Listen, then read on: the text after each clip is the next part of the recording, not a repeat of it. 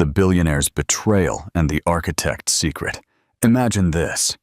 The scent of fresh coffee hung in the air, a symbol of domestic bliss, when a man shattered 5 years of marriage with a single, brutal declaration, "I want a divorce, Eleanor." But the real shock came moments later, not from the shattered wife, but from a tiny, unexpected heartbeat. What happens when a woman loses everything, but gains the most precious secret of all, a secret that could destroy or rebuild an empire? The aroma of freshly brewed coffee filled the kitchen when James Montgomery dropped the words that would shatter 5 years of marriage. "I want a divorce, Eleanor." Eleanor Davies held her white porcelain mug, a wedding gift, as the dark liquid swirled gently. Her fingers tightened around the warm ceramic. "Is it because of Victoria Hayes?" she asked, with a calm she didn't feel. James looked away, focusing on the London cityscape that stretched beyond the panoramic windows of his penthouse in Mayfair. "I don't want to hurt you more than necessary." "Answering evasively is another way of hurting," Eleanor replied, placing the mug on the marble island.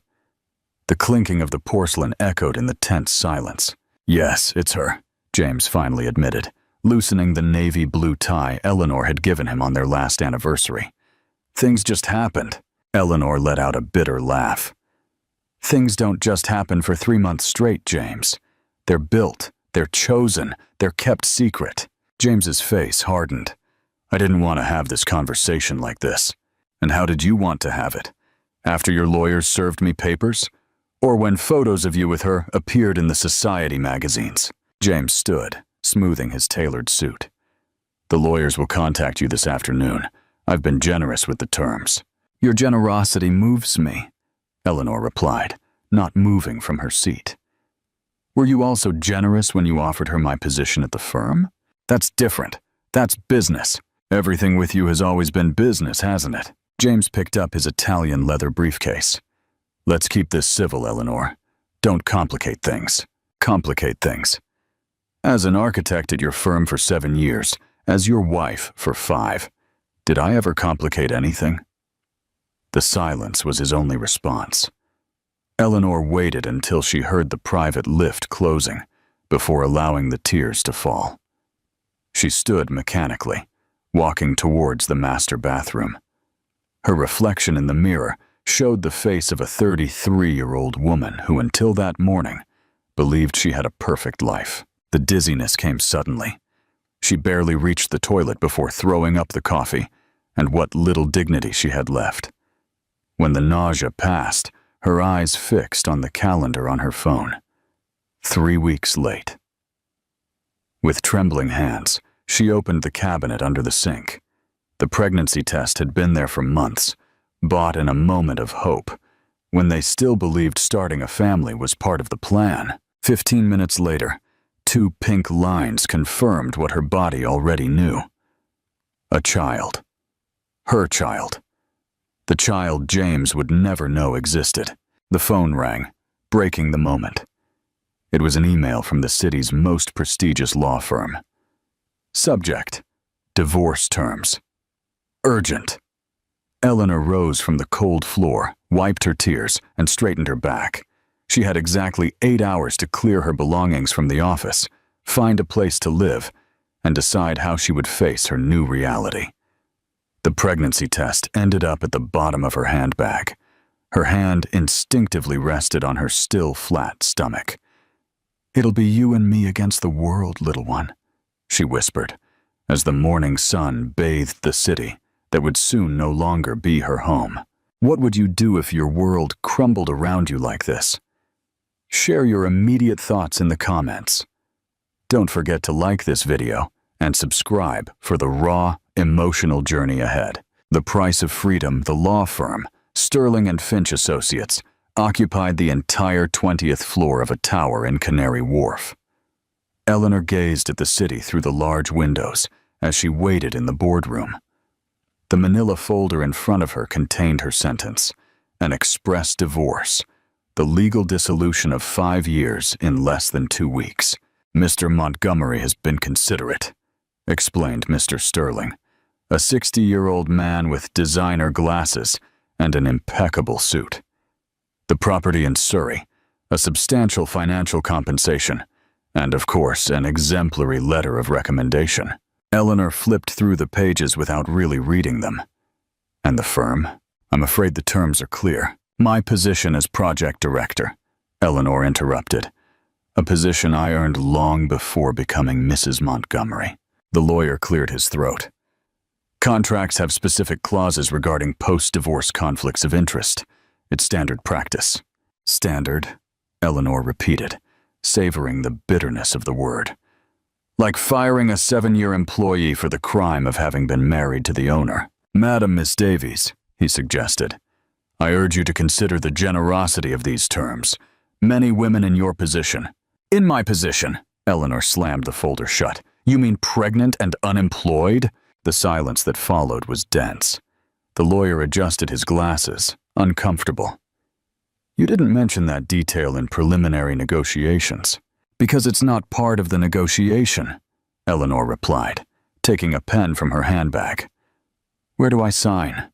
Miss Davies, this could substantially change the terms. Mr. Montgomery should be informed.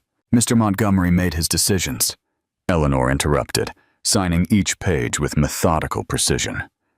I'm making mine. That afternoon at the clinic, Eleanor lay back on the cold examination bed while Dr. Lewis applied the gel for the first ultrasound. Are you alone? The doctor asked with professional kindness. No, Eleanor replied, looking at the black and white screen. There are 2 of us. The sound of the heartbeat filled the room. Fast, strong, determined. Like Eleanor's heels leaving the law firm. Like the pulse in her temples as she packed her things from the office. Like the rhythm of her steps as she searched for a new flat. In the small studio flat in Clapham, she rented that same afternoon, Eleanor taped the first image of her child onto the bare wall. A gray smudge the size of a bean that represented her entire future. The phone vibrated. A message from James. The lawyers mentioned you signed without reading. Are you sure? Eleanor looked at the image on the wall, then her barely perceptible belly under the black dress. Completely sure, she replied, before blocking his number. That night, sitting on the floor of her new home, surrounded by unopened boxes, Eleanor wrote 2 letters. The first, a formal resignation to Montgomery Developments. The second, a list of baby names. Only one of them would be sent. The echo of her footsteps resonated in the empty space as she prepared for sleep. Tomorrow would begin the job hunt. Tomorrow, she would face the world with her secret and her dignity as her only possessions. For now, in the darkness of her new beginning, she allowed the memorized sound of her child's heartbeat to lull her to sleep. Do you think Eleanor is making the right choice by keeping her pregnancy a secret? What would be your priority in this situation? Share your thoughts in the comments. Don't forget to like this video and subscribe for more surprising turns. A new beginning in disguise. Eleanor's CV rested on dozens of desks across London. An architect graduated with honors, experience in international projects, a portfolio of award-winning designs, and an increasingly difficult explanation for her sudden departure from Montgomery Developments. Why did you leave your last job? Asked the HR director of Miranda Architectural Group, studying her file. Seeking new horizons, Eleanor replied, discreetly adjusting the blazer that was harder to close each day. With your experience, it's strange that Montgomery let you go. Perhaps you should ask him, Eleanor replied, maintaining a professional smile while battling morning sickness, threatening to ruin the interview. 3 weeks and 15 interviews later, the reality was clear. The corporate world of architecture in London was too small, and rumors traveled faster than cover letters. Her bank account dwindled at the same rate her belly grew. At 4 months pregnant, the small studio in Clapham began to seem like an unnecessary luxury. It was then she met Mrs. Davies. The Angel's Nook was one of those restaurants that survive trends and crises. White tablecloths, silver cutlery, and a clientele that included everyone from politicians to artists. Eleanor had entered looking for the restroom, feeling dizzy after another failed interview. "Are you all right, dear?" a maternal voice asked when Eleanor emerged from the loo.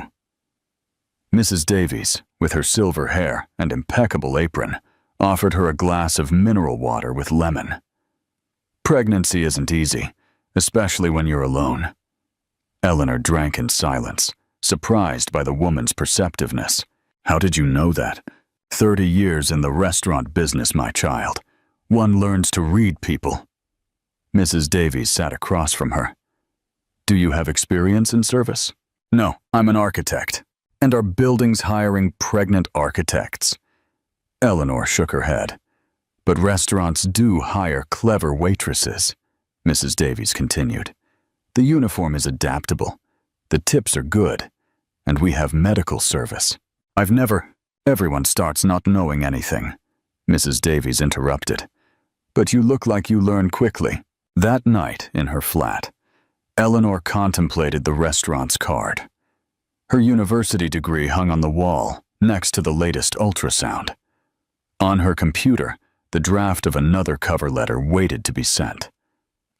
"Sometimes you have to take a step back to gain momentum," she whispered, remembering her mother's words. The next day, Eleanor Davies, former project director at Montgomery Developments, was learning to balance plates and memorize the daily specials. Her feet ached, her back protested, but for the first time in months, she had a plan. "Cheese board for table 7, announced the chef. Eleanor adjusted her new apron and straightened her posture. In the mirror of the staff changing room, her reflection showed a different woman. Wounded pride was slowly transforming into determination. Her child moved, as if applauding her decision. "This is temporary," she promised herself and the little one. "But it's our beginning." The news exploded on social media like a bomb. James Montgomery, the property tycoon, officially introduces his new partner. Photos showed James and Victoria at the grand opening of the new Regent's Place Hotel. She, stunning in a red dress that cost more than 3 months of Eleanor's flat rent. He, radiant with that smile he used to reserve for closing big deals. Eleanor found out while serving coffee at table 12 of the Angel's Nook. "Did you see?" a regular customer commented to her companion, showing her phone screen. "He didn't even wait for the divorce to cool down." "Typical," the other replied. "Leaves his wife for an influencer." "And what happened to the ex? The architect?" Eleanor gripped the coffee pot tightly, concentrating on not spilling a drop as she poured. Her black uniform, discreetly modified by Mrs. Davies to accommodate her 5 months of pregnancy, felt like armor. "Anything else I can get you, ladies?" she asked professionally. The women shook their heads without looking up from their phones, too engrossed in the gossip of the moment to notice the ex-wife standing next to them. In the kitchen, Eleanor allowed herself a moment of weakness. "Don't let it get to you," Mrs. Davies advised, appearing beside her with a tray of freshly baked bread. Those who flaunt their happiness on social media are often the most miserable. "It's not that," Eleanor replied, wiping away a treacherous tear. "It's just that today I got the best tip of my life. From Mr. Harrison, the architect, the famous hotel designer, my university professor. I was at his table for half an hour talking about sustainability and bioclimatic design, and he didn't recognize me. To him, I was just another waitress." Mrs. Davies put down the tray and took Eleanor's hands. "Does that make you less of an architect, less of a professional, less of a mother?" The baby kicked as if answering the question. "Life takes many turns, my dear. I also had a university degree in my country before the crisis. Now I have a successful restaurant and 2 doctor sons. Degrees aren't lost by serving tables." The rest of the shift passed in a blur of orders, tips, and tired feet. Eleanor observed the diners, many of them former colleagues or clients, who now passed by her without recognizing her. As she closed up, counting her tips, she found a card among the notes. It was from Mr. Harrison, with a note. "Excellent service and conversation. If you know any architecture students interested in postgraduate scholarships, have them contact me." Eleanor put the card in her handbag, along with the international master's brochures she had been secretly collecting. Her child moved again. "You know something, little one?" she whispered as she walked towards her flat. Sometimes the best opportunities come disguised as humility. That night, before sleeping, Eleanor updated her application for a master's in sustainable architecture in Barcelona. In the recommendation letter section, she wrote Mr. Harrison's name. Tomorrow would be another day of serving tables and smiling at strangers. But every tip brought her closer to her goal, and every client who didn't recognize her confirmed that her dignity didn't depend on who remembered her, but on who she chose to be. What do you think will be the biggest challenge for Eleanor as she secretly plans her future? Share your thoughts in the comments. Don't forget to like this video and subscribe for more empowering stories, secrets, hopes, and a reckoning. Envelope from the Polytechnic University of Barcelona arrived on an October morning. Eleanor put it unopened in the drawer of her bedside table, along with the other 4 responses from European universities she had received in recent weeks. It wasn't cowardice, she told herself, but strategy. "I'll wait until I have all the options," she murmured every night, caressing her 6-month belly while checking her savings. The society magazines weren't helping. James and Victoria appeared at every important event in the city. Openings, charity galas, exclusive parties. The photos always showed them perfect, always smiling, always together. "Can you pass me that magazine?" Eleanor asked a client who had left a gossip magazine on the table. On the cover, Victoria modeled an emerald necklace. "Love changed my life," the headline declared. The interview talked about her relationship with James, their wedding plans, the house they were remodeling in Kensington. "Your dad doesn't waste time," Eleanor whispered to her baby as she cleaned tables at the end of her shift. "But neither do we." The nights were the hardest. In the solitude of her studio, Eleanor wrote letters she would never send. Letters to James telling him about the baby. Letters to her parents in Manchester explaining why she had turned down their help. Letters to her future child explaining her decisions. "Dear baby," she wrote that night, "today you weighed 800 grams at the ultrasound. The doctor says you're perfectly healthy. Your dad opened another building today. I saw it on the news, cutting the ribbon with the woman he chose over us. I'm not writing this with bitterness, but so you understand that sometimes silence is a form of protection. I didn't keep this secret out of revenge, but out of dignity." The phone vibrated, a message from her mother. "My dear, are you sure you don't want us to come? A pregnancy isn't meant to be spent alone." Eleanor looked around her small studio. Architecture books shared space with maternity manuals. A baby mobile, a secret gift from Mrs. Davies, hung over the unassembled cot. "I'm fine, Mom," she replied. "I have everything under control." Her child's kicks had grown stronger. The doctor said it was an active baby, especially at night. Eleanor had developed the habit of reading architectural plans to him before sleeping. "And this, little one, is Gaudi's Sagrada Familia," she explained, leafing through an architecture book. "If we get that scholarship in Barcelona, we can see it in person." The envelope from Barcelona was still in the drawer, along with her dreams and her fears. "Tomorrow," she promised herself. "Tomorrow, I'll open it." For now, in the quiet of the night, Eleanor allowed herself to imagine a future where her child would grow up among plans and buildings, where today's silence would transform into tomorrow's strength. Sometimes, she wrote in her diary before sleeping, secrets weigh as much as lies. But you, my little architect, are the only secret that makes me stronger every day. It was Friday evening, and the Angel's Nook was full. Eleanor navigated between the tables with the experience of 3 months of practice, balancing plates and smiles with equal precision. Her black uniform, now noticeably adapted for her 6 months of pregnancy, had become a second skin.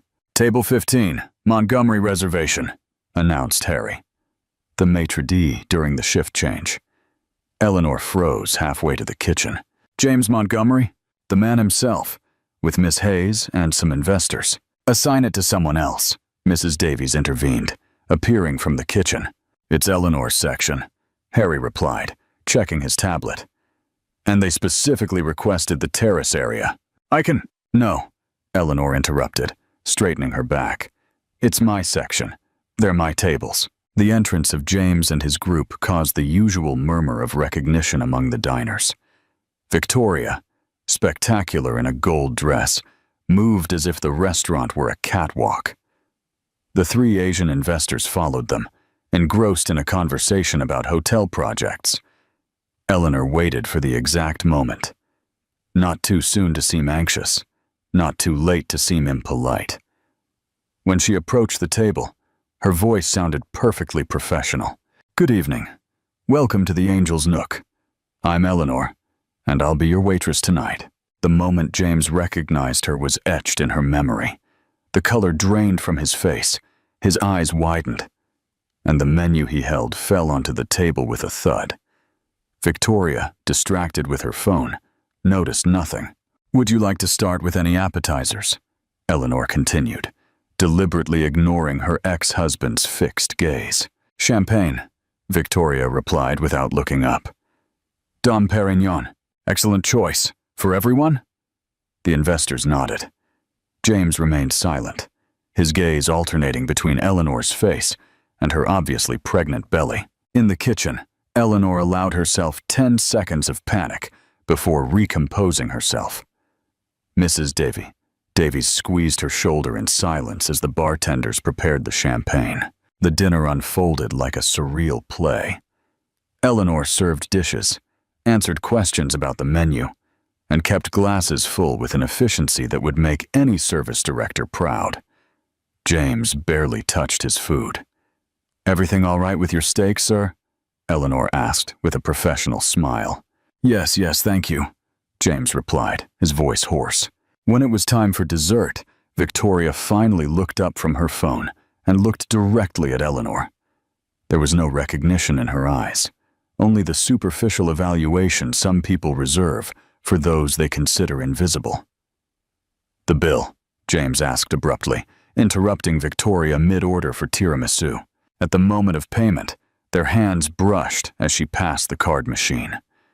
Eleanor felt the baby kick, as if recognizing his father's proximity. "Eleanor," James began as the rest of the group headed for the exit. "Have a wonderful evening," she replied, turning on her heel towards the kitchen. In the staff restroom, Eleanor vomited the dinner she hadn't had time to eat. When she came out, Mrs. Davies was waiting with a chamomile tea and a silent hug. "More tips than a whole month," Eleanor commented later, counting the notes with trembling hands. "Money doesn't buy dignity," Mrs. Davies replied.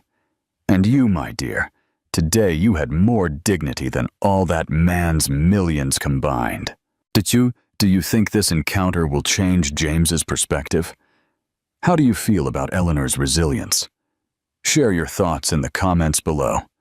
Don't forget to like this video and subscribe for the unfolding drama, the fallout, and the decision. The news spread through London like wildfire. The morning after the encounter at the restaurant, Eleanor's phone wouldn't stop vibrating with messages from numbers she had blocked months ago. "Is it true you're pregnant? Why didn't you tell us? Did James know?" James's mother, Lady Margaret Montgomery, was the first to show up at the restaurant. "Where is she?" she demanded, her elegant figure clashing with the peaceful lunch hour. "Where is Eleanor?" Eleanor emerged from the kitchen, her uniform impeccable, and her face serene. "Lady Montgomery," she greeted with professional calm. "Table for one? Don't you dare treat me like any other customer. Is that baby my son's?" Mrs. Davies appeared like a protective shadow. "Madam, this is a respectable establishment. If you wish to have a private conversation, I suggest you make an appointment for another time." "An appointment? With the woman who hid from my son that he's going to be a father?" "With the woman your son abandoned without asking if there were consequences," Eleanor replied, her voice low but firm. "And yes, Lady Montgomery, this baby is as much a Davies as a Montgomery. But James renounced any rights when he signed the divorce papers without asking questions." "This is unacceptable. I'll speak to the lawyers." "Speak to whoever you like," Eleanor replied. "But now, if you'll excuse me, I have tables to attend to." Next was Catherine, her former sister-in-law, more diplomatic, but equally insistent. "Eleanor, please," she pleaded during her afternoon visit. "James is distraught. He's not eating, not sleeping. And where was that concern when he left me for an influencer? He made a mistake. We all make them." "No, Catherine. A mistake is confusing salt with sugar. What James did was a choice." The calls from lawyers began that same afternoon. Eleanor directed them all to her own solicitor, a young but brilliant professional whom Mrs. Davies had recommended. "They can't force you to do anything," he assured her during a brief consultation. "You signed a waiver for spousal support. The baby wasn't in the divorce terms because you didn't declare it. Legally, you're protected." James tried to contact her directly 3 times. The first, through a floral arrangement sent to the restaurant. Eleanor donated it to the nearby hospital. The second, by waiting for her outside work. Mrs. Davies chased him away with threats of calling security. The third, with a letter that arrived at her flat. "My love," it began. Eleanor tore it up without reading further. At her next medical checkup, the doctor noticed her tension. "The baby is perfect," she assured her, "but you need to reduce stress." "How?" Eleanor asked, looking at the ultrasound image. "When everyone seems to feel entitled to an opinion about my decisions." "Because they are your decisions," the doctor replied. "And so far, all of them have been for the good of this little one." That night, Eleanor finally opened the envelope from Barcelona. The scholarship was full. Tuition, living expenses, international health insurance. An escape. A new life. "What do you think, little one?" she whispered, stroking her belly. "Ready to start again?" The baby kicked, as is always, at the exact moment. Do you think Eleanor is making the right choice to leave for Barcelona? What would you do in her situation? Share your thoughts in the comments below. Don't forget to like this video and subscribe for the powerful conclusion. The Architect's Ascent and a Tycoon's Fall. The exclusive appeared in Society Weekly. Victoria Hayes and her demands for her wedding to James Montgomery. The article detailed the influencer's whims, a private island in the Maldives, a £500,000 dress, and a guest list that included half the entertainment world. "Look at this," Harry commented, showing Eleanor the magazine during her break. "Your ex isn't holding back on expenses." Eleanor smiled as she munched on an apple. Her 7th month of pregnancy had made her especially hungry. High prices don't guarantee happiness. But the real crack in the perfect facade appeared a week later. Eleanor was organizing the restaurant's cellar when she overheard a conversation between 2 executives at the next table. "Montgomery is losing control," one was saying. "The Battersea Power Station project is 2 months behind schedule." "It's that new girlfriend of his," the other replied. "She's got him distracted. Did you know she demanded to be the official face of all new developments? Well, I heard she's pushing to be appointed creative director. No experience, no qualifications, nothing." Eleanor continued her inventory, but her ears remained alert. It wasn't unhealthy curiosity, she told herself, but business intelligence. That same afternoon, Victoria appeared at the restaurant with 2 friends. She didn't recognize Eleanor, who had served her months ago. "I need James to sell that awful Mayfair penthouse," she heard her say between sips of martini. "I'm not living where he lived with the ex. Besides, my reality show architect says we can build something more Instagrammable." "Reality show?" one of her companions asked. "Victoria's Perfect Life. It premieres next month. James doesn't know yet, but part of the filming will be in his office, to show my entrepreneurial side." Eleanor almost spilled the wine she was serving at the next table. Her baby kicked hard, as if sharing her disbelief. Meanwhile, the response from Barcelona was still on her bedside table, waiting for a decision. The program started in 4 months, just when her baby would be 6 weeks old.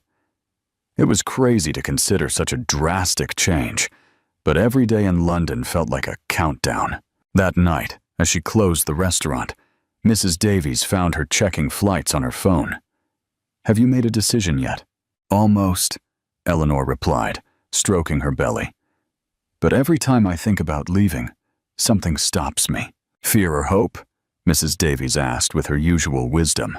"Perhaps both," Eleanor admitted. "But today I understood something important." "What's that?" "That while I was serving tables to build our future, others are destroying theirs to maintain appearances." Mrs. Davies smiled, handing her an envelope. "Then this will interest you. Mr. Harrison came while you were on your break. He left your recommendation letter for the masters."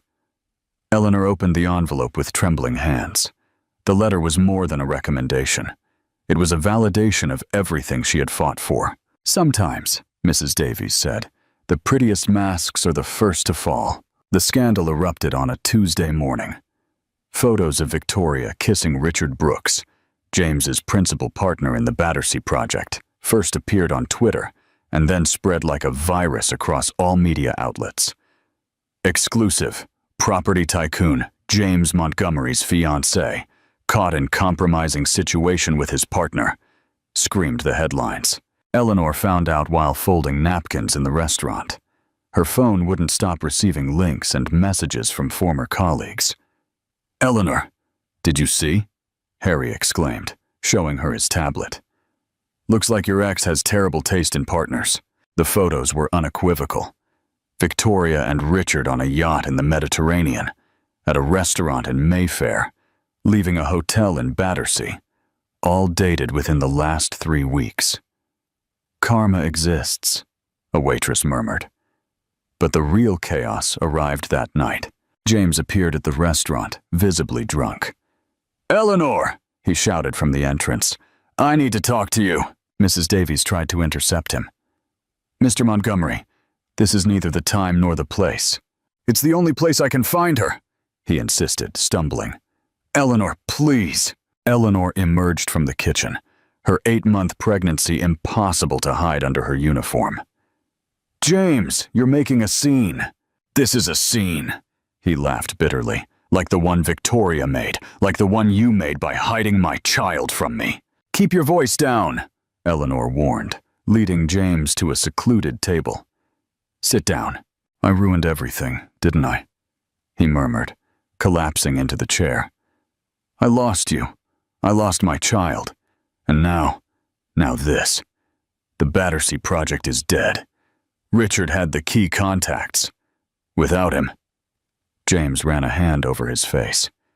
"And Victoria, she—" "I'm not your therapist," Eleanor interrupted. "And this isn't the time." "Then when?"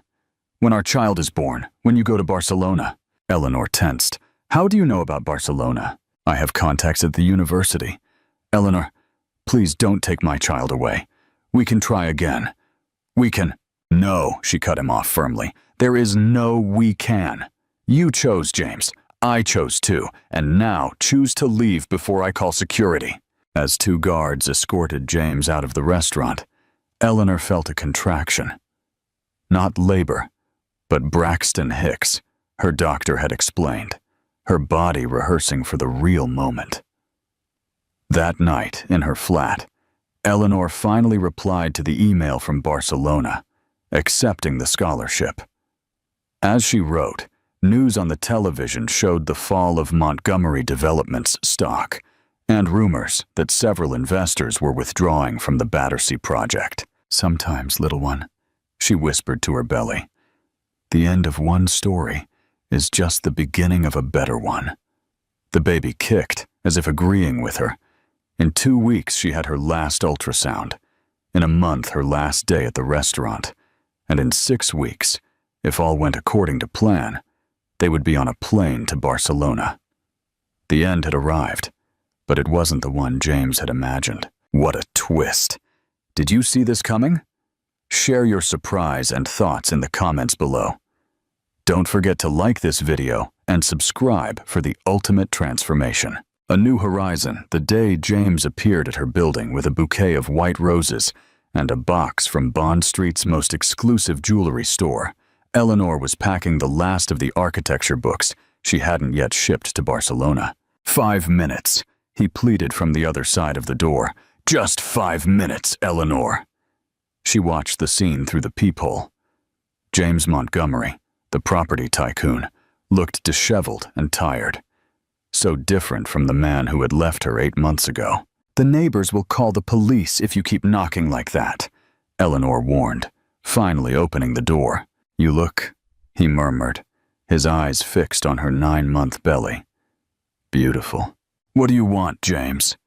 He tried to enter, but Eleanor blocked the entrance. The hallway would be enough for this conversation. "I canceled the sale of the Mayfair penthouse," he announced, as if that changed everything. "We can go back, raise our child there. I've been in therapy, Eleanor. 3 weeks already. I realized all my mistakes." 3 weeks of therapy against 8 months of absence, she replied, raising an eyebrow. "The ring was my grandmother's," he continued, opening the velvet box. "I always wanted to give it to you, but you gave it to Victoria," Eleanor completed. "I never gave it to her. I couldn't. It wasn't for her." Eleanor looked at the antique diamond and sapphire ring. In another life, it would have meant everything. Now it was just a reminder of broken promises. "My flight leaves in 2 weeks," she informed him, closing the box without touching the ring. "The baby can arrive any moment." "And you? You're too late, James. Too late. He's my child too. A child who didn't exist when you left me. A child who only mattered to you when your perfect new life collapsed." Tears began to stream down James's face. "Please, Eleanor, I love you. I've always loved you. Love isn't an insurance policy you can claim when everything else fails," she replied, feeling a real contraction this time. "And now I need you to leave." "Eleanor, they're waiting for me at the hospital," she interrupted, breathing deeply. "The baby is coming." James paled. "Let me take you. Mrs. Davies is downstairs. She'll accompany me." "I'm the father." "You're the man who abandoned us," Eleanor corrected, holding her belly. "And this moment is mine." As James stood paralyzed in the hallway, Eleanor slowly descended the stairs, each step marking the end of an era and the beginning of another. In the car, Mrs. Davies waited with a packed suitcase and a maternal smile. "Are you ready, my dear?" Eleanor looked up one last time. James had disappeared. "More than ever," she replied, as another contraction announced that her child had chosen this moment, precisely this moment, to begin his own story. What an emotional turning point. Do you think Eleanor made the right choice, or should she have given James another chance? Share your feelings in the comments below. Don't forget to like this video and subscribe for the inspiring next chapter. Building a legacy. Barcelona dawned cloudy the day Eleanor and her son Arthur arrived at El Prat Airport. The baby, barely 6 weeks old, slept peacefully in his carrier as she navigated her luggage through the terminal. "Welcome to Spain," greeted Ana Rodriguez, the master's program coordinator, who was waiting for her at the exit. "Smooth flight?" "As smooth as it can be with a newborn," Eleanor smiled, grateful for the help with her bags. The small flat the university had found for her in the Gracia district was modest but bright, with a small extra room that could serve as a study. The white walls reminded her of a blank canvas, waiting to be filled with new memories. "Babies are welcome in all classes," Anna explained as she helped her settle in. "The university has a nursery on campus, but we understand if you prefer to have him with you during the first few weeks." News from London arrived like distant echoes. James had resigned as CEO of Montgomery Developments. The company was now in the hands of a board of directors. The Battersea Power Station project had been permanently cancelled. Victoria had gotten her reality show, but the ratings were disastrous. Rumors placed her in Los Angeles, trying to relaunch her career as an influencer with limited success. Eleanor immersed herself in her studies with the same determination she had shown serving tables. Between bottles and nappies, she designed sustainable building projects that began to attract the attention of her professors. "Your proposal for the zero-energy building is extraordinary," commented her tutor 3 months later. "Have you considered presenting it at the Green Architecture Congress in Amsterdam?" Arthur grew strong and healthy, his dark eyes identical to his mother's. Video calls with Mrs. Davies were weekly, and the restaurant had become a kind of information hub where former colleagues asked about her. "You won first place in the design competition," Anna informed her one spring afternoon. "The prize includes an internship at one of Europe's most important architecture studios." Emails from James arrived regularly, less insistent, more respectful.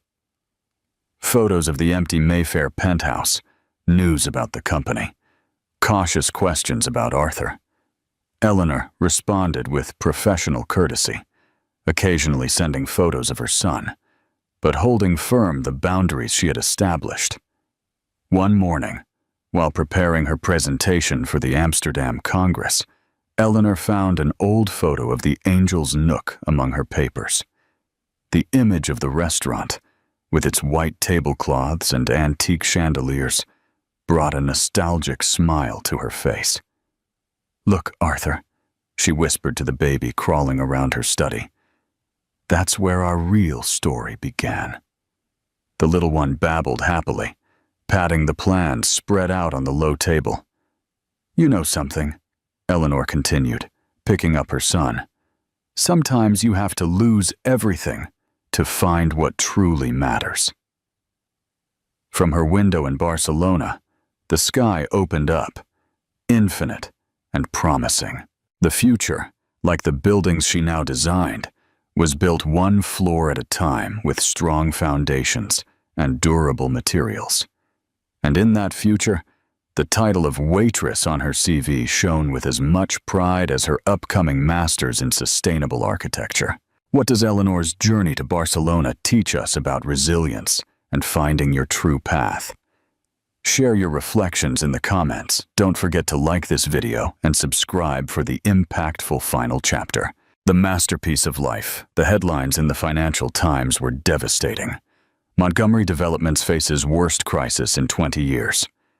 The article detailed a 40% drop in stock value and the loss of multi-million-pound contracts after the Battersea scandal. In Barcelona, Eleanor read the news while feeding Arthur in the university library. The baby, now 8 months old, enthusiastically devoured his baby food as she reviewed the final details of her thesis. "Architect Davies," Professor Williams called, approaching her table. "Your project on sustainable rehabilitation has been selected for the City Council's pilot program." "Seriously?" Eleanor almost spilled her coffee on her plans. "But I'm just a master's student. A student who is revolutionizing our way of thinking about green architecture," he corrected. "The committee was impressed with your proposal to transform abandoned buildings into self-sustaining spaces." Meanwhile, in London, James faced the consequences of his decisions. The board of directors had appointed a new CEO, relegating him to a ceremonial position. His office on the top floor, where he had once built empires of glass and steel, now seemed like a golden cage. Victoria had disappeared from the social map after the failure of her reality show. Rumors placed her in Los Angeles, trying to relaunch her career as an influencer with limited success. "Your father isn't a bad man," Eleanor explained to Arthur as they worked in her home studio. "He's just someone who lost his way." James's emails had become monthly, more reflective. He no longer mentioned reconciliation, but shared news about trusts established for Arthur and business decisions that would affect his son's future. "Life has a strange way of balancing things," Mrs. Davies commented during a video call. "Did you hear Richard Brooks is bankrupt?" Eleanor nodded. James's former partner had tried to launch his own property company only to fail spectacularly. Her own project, on the other hand, flourished. The Barcelona City Council's pilot program had attracted the attention of international investors. Her thesis on regenerative architecture was being translated into 3 languages. "It's ironic," she reflected one night while watching Arthur sleep. "When I served tables, some customers wouldn't even look me in the eye. Now those same businessmen pay by the hour for my consulting on sustainable construction." Time, that relentless architect, had built something that neither money nor power could buy: authenticity. On her desk, next to the plans for her latest project, rested her old apron from the Angel's Nook. She had framed it, not as a reminder of difficult times, but as a testament to her resilience. "Consequences," she wrote in her diary that night, "are not punishments or rewards.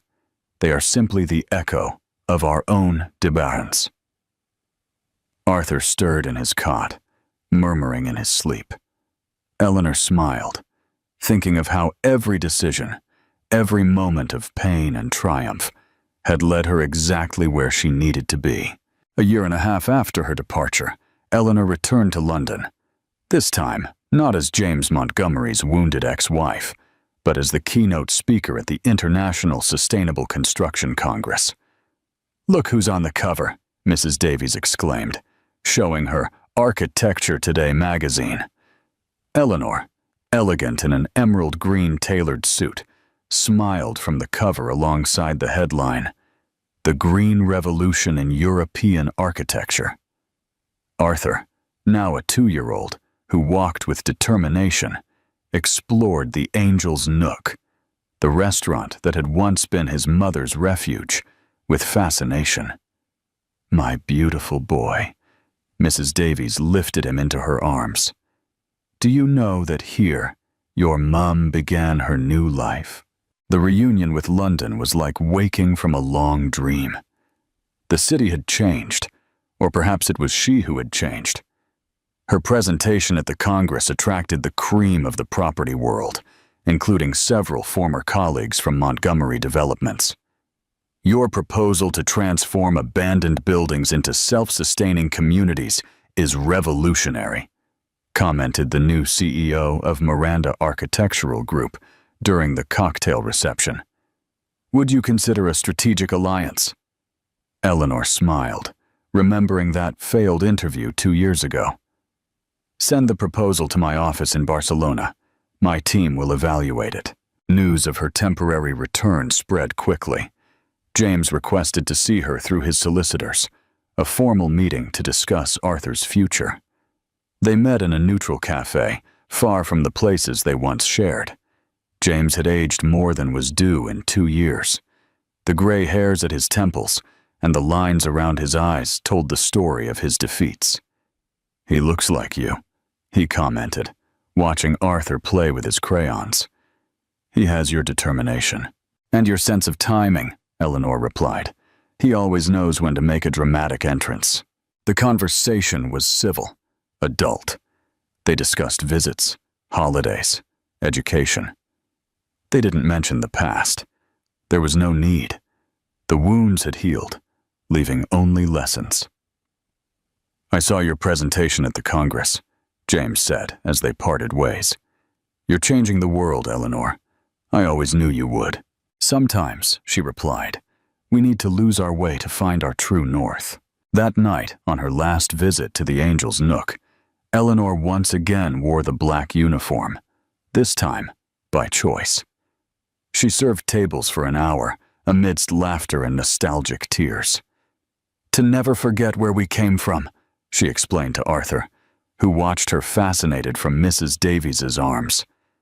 The lights of London shone differently now, more like guiding stars than fireworks. In her suitcase, along with her return ticket to Barcelona, she carried 3 new contracts and a certainty. She had found her path, and it was more beautiful than she had ever imagined. What an incredible journey of resilience and transformation. What does Eleanor's story teach you about finding success and happiness after adversity? Share your deepest thoughts in the comments below. Don't forget to like this video and subscribe for more inspiring, true-to-life narratives. The circle closes. The Sustainable Architecture Awards ceremony was held at the Tate Modern, the same place where 5 years ago, Eleanor had accompanied James to countless social events. This time, she was the protagonist, for her revolutionary contribution to green architecture and her impact on transforming abandoned urban spaces. The International Award for Sustainable Architecture 2025 goes to Eleanor Davies, announced the presenter. Arthur, now a 3-year-old boy dressed in a small suit, clapped from his seat next to Mrs. Davies, who had traveled from Barcelona especially for the occasion. In the front row, Eleanor's team from Spain and London smiled proudly. "This award," Eleanor began from the podium, "is for all who understand that sometimes we must deconstruct to build something better. For those who know that true architecture isn't just about buildings, but about building futures." In the audience, James listened in silence. He was no longer the all-powerful property tycoon, but he had found his own redemption. His new company, more modest but ethical, specialized in sustainable social housing. After the ceremony, while photographers captured the moment, Arthur ran towards his father. James lifted him with a natural ease that only time and maturity had managed to build. "Congratulations," James said, approaching Eleanor. "The project in Amsterdam is impressive." "Thank you," she replied with a genuine smile. "I heard about your social housing initiative. It's admirable." At the cocktail party, Society magazine circulated with the latest gossip. Victoria Hayes had returned to London, this time as a second-rate real estate agent. Her reality show was just a shameful memory on YouTube. "Life has a curious way of putting everyone in their place," Mrs. Davies commented, watching Eleanor interact with international investors. The Angel's Nook now had a branch in Barcelona, managed by Mrs. Davies' eldest son, where Eleanor regularly had lunch with her team. Her old black apron remained framed in her office, alongside her awards and recognitions. "Mummy," Arthur called, tugging at her evening gown. "Can we go eat at Granny Davies' restaurant?" Eleanor looked around. The elegant museum, businessmen in expensive suits, champagne glasses.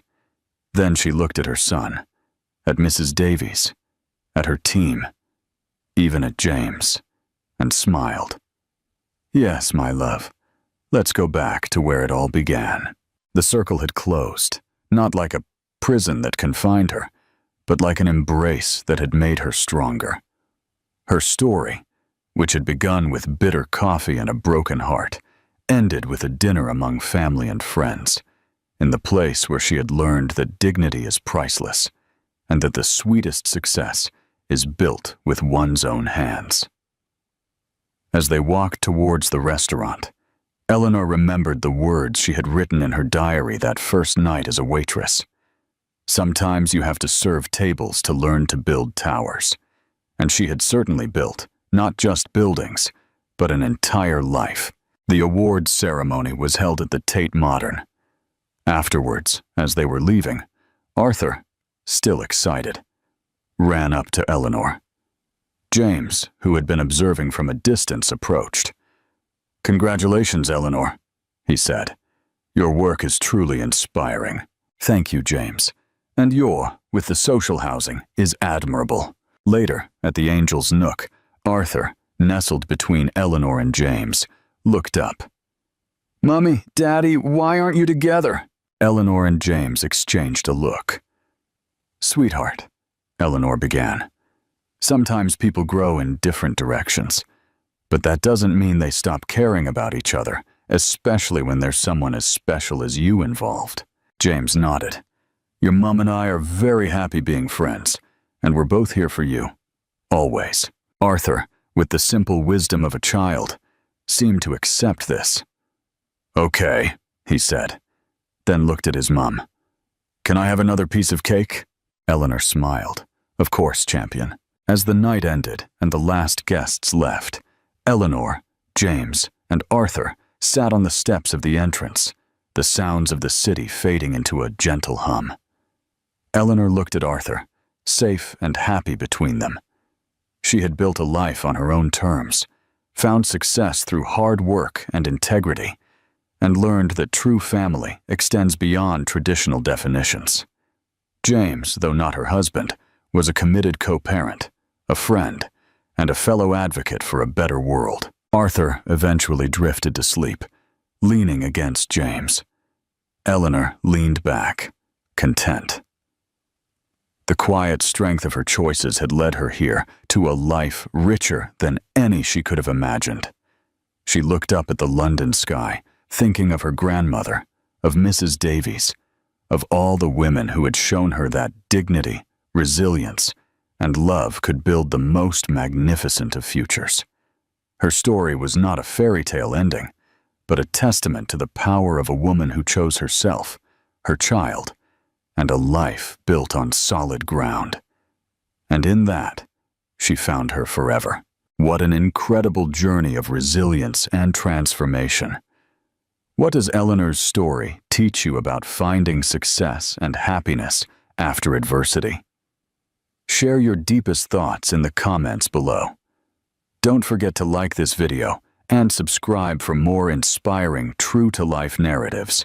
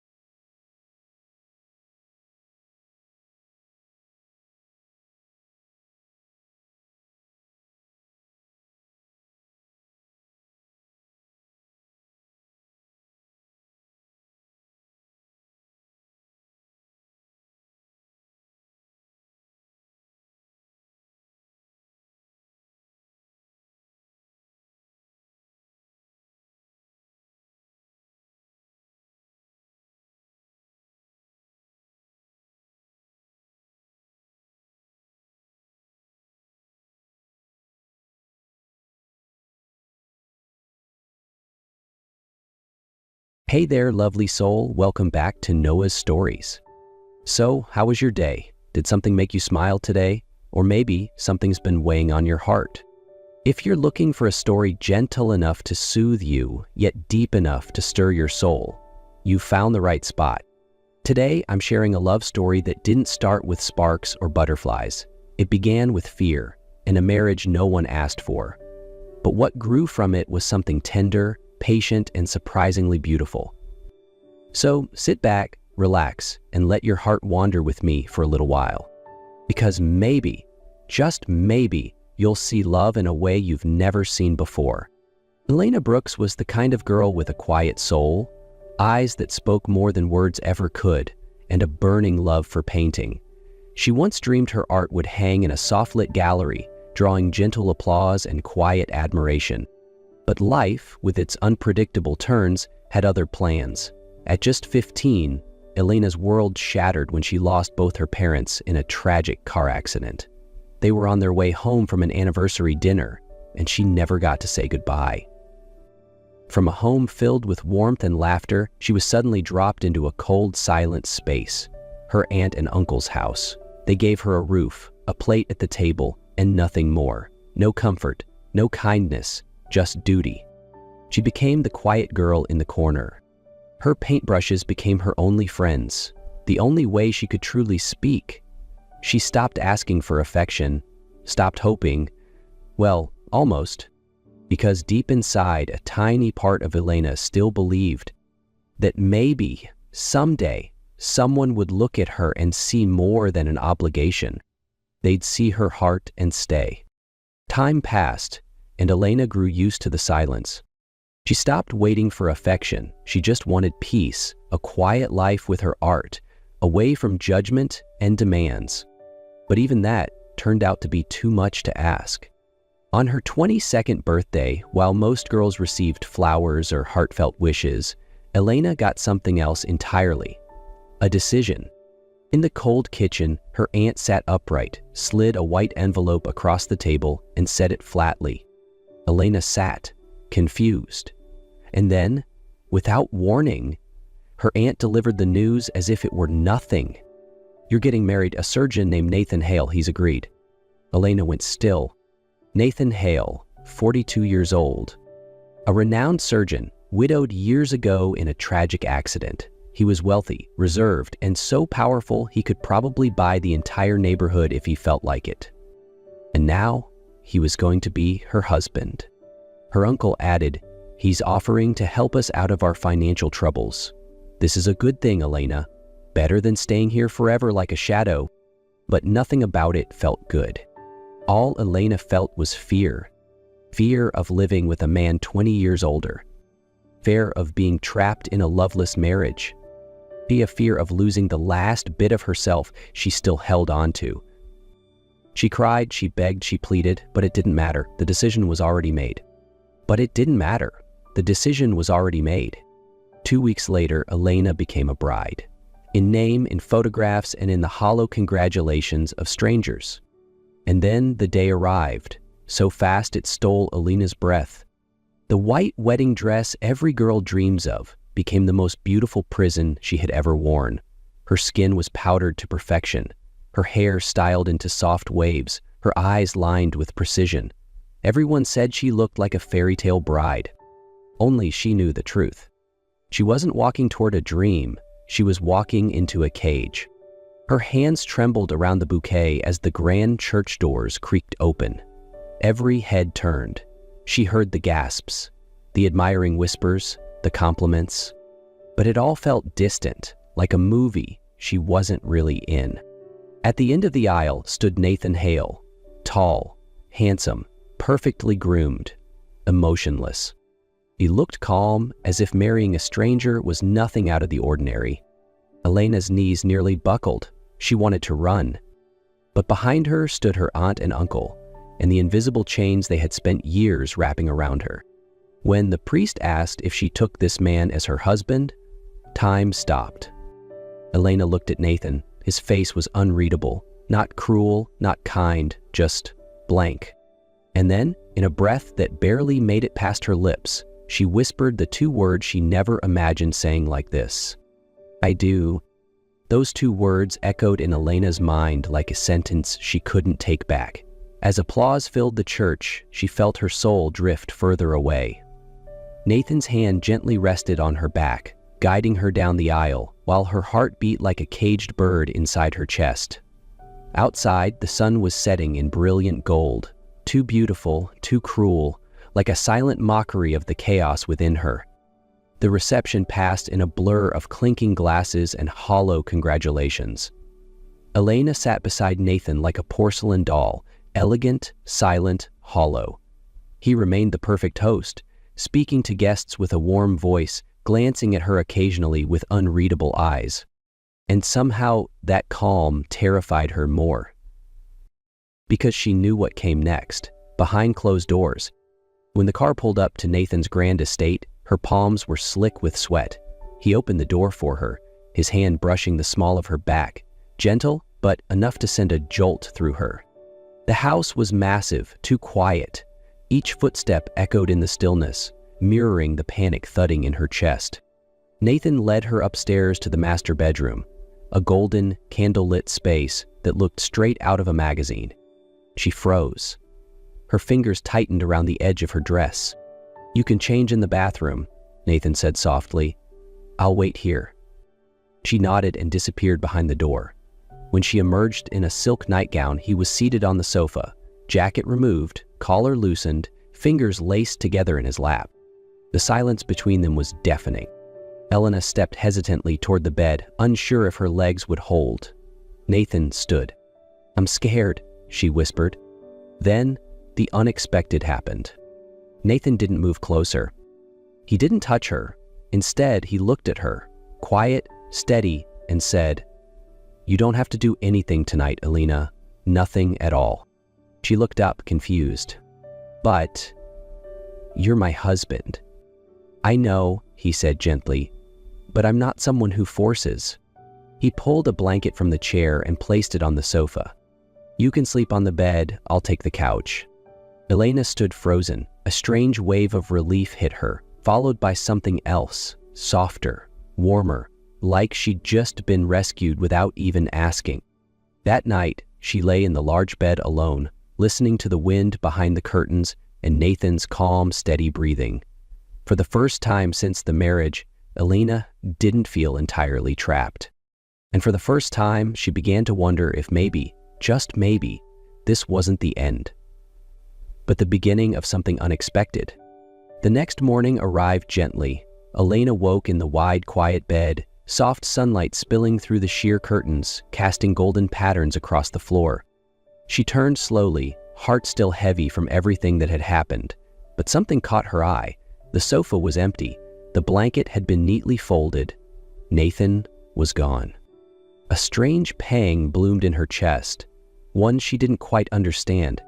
And then she saw it, on the bedside table, a small bouquet of pale lavender sprigs, and a handwritten note, "Wishing you a gentle morning." "Nathan." Elena picked it up, reading it over and over again, searching for something beneath the words, but there was no hidden message, just kindness, sincere and quiet. That day she wandered the estate in silence. Everything was orderly, peaceful, like him. She didn't see Nathan. But that evening, there was a small box waiting outside her bedroom door, dark chocolate tied with a purple ribbon. The next day, a hand-knitted scarf, soft lavender, just like the flowers. At first, she was suspicious. Was this some elaborate performance, a trap dressed in thoughtfulness? But what puzzled her more was that Nathan never asked anything in return. He didn't mention the gifts, never waited for her reaction. He simply left them. And each night he still slept on the sofa. Each morning the room was pristine. He moved like a quiet presence. There, but never imposing. One evening, Elena wandered into the library. The room was filled with old books and warm lamplight. Nathan sat there reading, completely absorbed, his fingers following the lines on the page. She watched him for a while before he noticed her. When he looked up, his eyes softened the moment they landed on her. "Good evening," he said, his voice calm, not surprised, not expectant, just warm enough to keep her from walking away. Elena hesitated, then asked, "Why are you doing all this for me?" Nathan closed the book and sat in silence for a moment. Then he said, "Because I want you to know you're not a debt. You're not a transaction. You're my wife, but more than that, you're a person, and you deserve to live like one." The words cut through something inside her, something she hadn't realized was still hurting. No one had ever said that to her. No one had ever seen her as anything more than a burden, until now. That night, for the first time, Elena left her room quietly, walked to the table near the sofa, and placed a note. It read simply, "Thank you." From the moment Elena left that quiet note, "Thank you," something began to shift between them. Not with words, not with sudden changes, but with silence that no longer felt heavy. The next morning, when she joined Nathan for breakfast, he simply nodded, poured her tea, and offered a soft glance, like it was the most natural thing in the world. For the first time, Elena didn't feel like an intruder in that grand house. She began to notice the little things, the chair by the fireplace always pulled out for her, the quiet way Nathan closed doors, the dinners filled with dishes she had mentioned once in passing. And then that night, the nightmares returned. This time, harsher. Screeching tires, shattering metal, red lights flashing. Elena woke, heart pounding, body drenched in sweat. She curled into herself, trembling.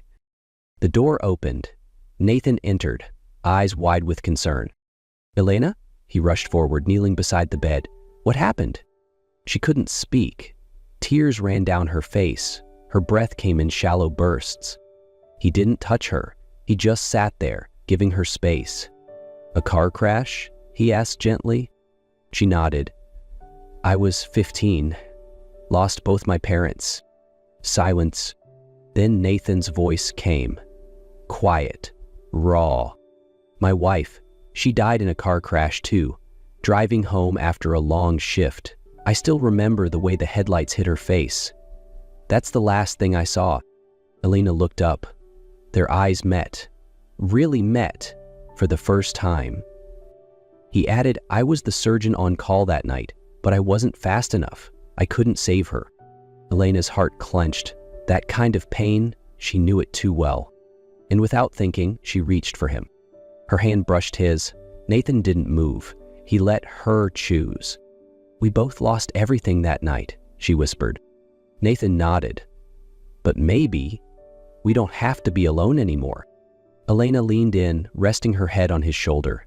In that shared silence, two broken hearts found solace, mending together in the quiet comfort of each other's presence. Elena was still resting her head on Nathan's shoulder, her breathing gradually steadying after the nightmare. In that quiet room, neither of them said another word. And somehow that silence made every emotion feel more vivid than ever. Nathan stayed right where he was, unmoving, offering himself as her place of comfort. Elena slowly turned her face, her eyes settling on his features, firm yet weary, gentle yet scarred.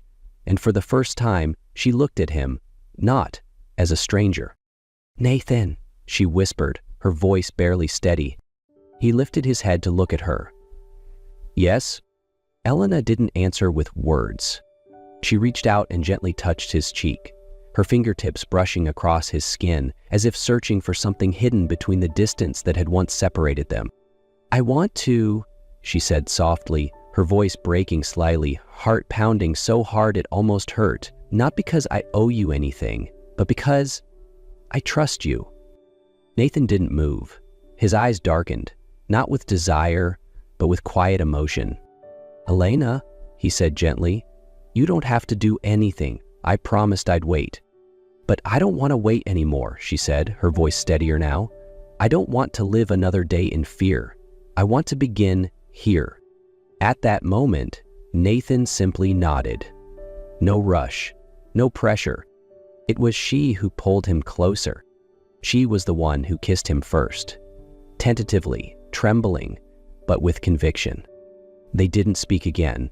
There was no need. Every breath, every touch, closed the distance that had once felt infinite. That night, Elena didn't feel like something being given away. She felt like someone who had been chosen, loved, cherished, exactly as she was meant to be. When Elena woke the next morning, sunlight was already filtering through the curtains, casting a soft glow across her face. But it wasn't the light that made her smile. It was the warmth of the arm gently wrapped around her waist. Nathan was still asleep, his breathing slow and steady, his chest pressed lightly against her back, grounding her in a strange but calming peace. Elena turned carefully to face him. Up close, his sleeping face looked nothing like the guarded man she first met. There was tenderness now, exhaustion perhaps, but also serenity. What moved her most was how, even in sleep, he kept enough space to respect her. She didn't regret anything, not for a moment. Instead, she felt lighter, as if something inside her had finally unlocked, and for the first time in a long time, the light was beginning to come in. That day, everything felt different. Nathan didn't treat her any differently. He was still gentle, still quiet, still thoughtful. But now, when their eyes met across a room, Elena didn't look away. She smiled, and he did too. That evening, they shared dinner beneath the soft chandelier light in the grand dining room. But the silence wasn't awkward anymore. Elena spoke about her paintings, her childhood memories, the dreams she once buried deep inside. Nathan listened intently, kindly, asking questions, never interrupting. And when it was his turn, he opened up, not to revisit pain, but to let her in. He spoke about the man he used to be, a doctor who believed success was everything, until he lost his first wife and realized he didn't know how to live anymore. Elena squeezed his hand under the table, and this time, Nathan squeezed back. No more walls, no more fear, just two hearts, once shattered, slowly, carefully learning to become whole again. And Elena knew.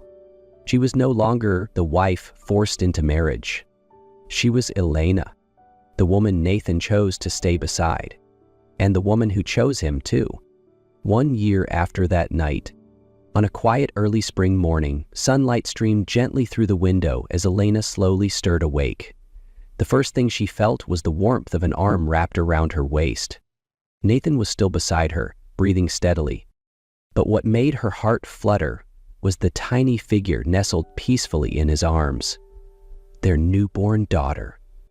Only a few weeks old, yet she already brought with her a world of softness, brown curls, a perfect little face, and lips pursed as if dreaming of something beautiful. "She looks like you," Nathan whispered, never taking his eyes off their child. Elena smiled, her voice catching from the quiet flood of emotion.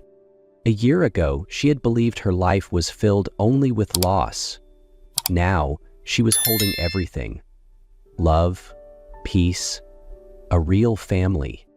Elena kissed their baby's forehead, then turned to Nathan. With tears shimmering in her eyes, she whispered, "Thank you for not giving up on me, for waiting, for teaching me how to trust and how to love." Nathan gently pulled them both closer. "I stay," he murmured, "not out of duty, but because you are my home." And in that gentle, golden morning, wrapped in warmth and steady heartbeats, Elena finally knew. They hadn't just found an ending, they had found their forever.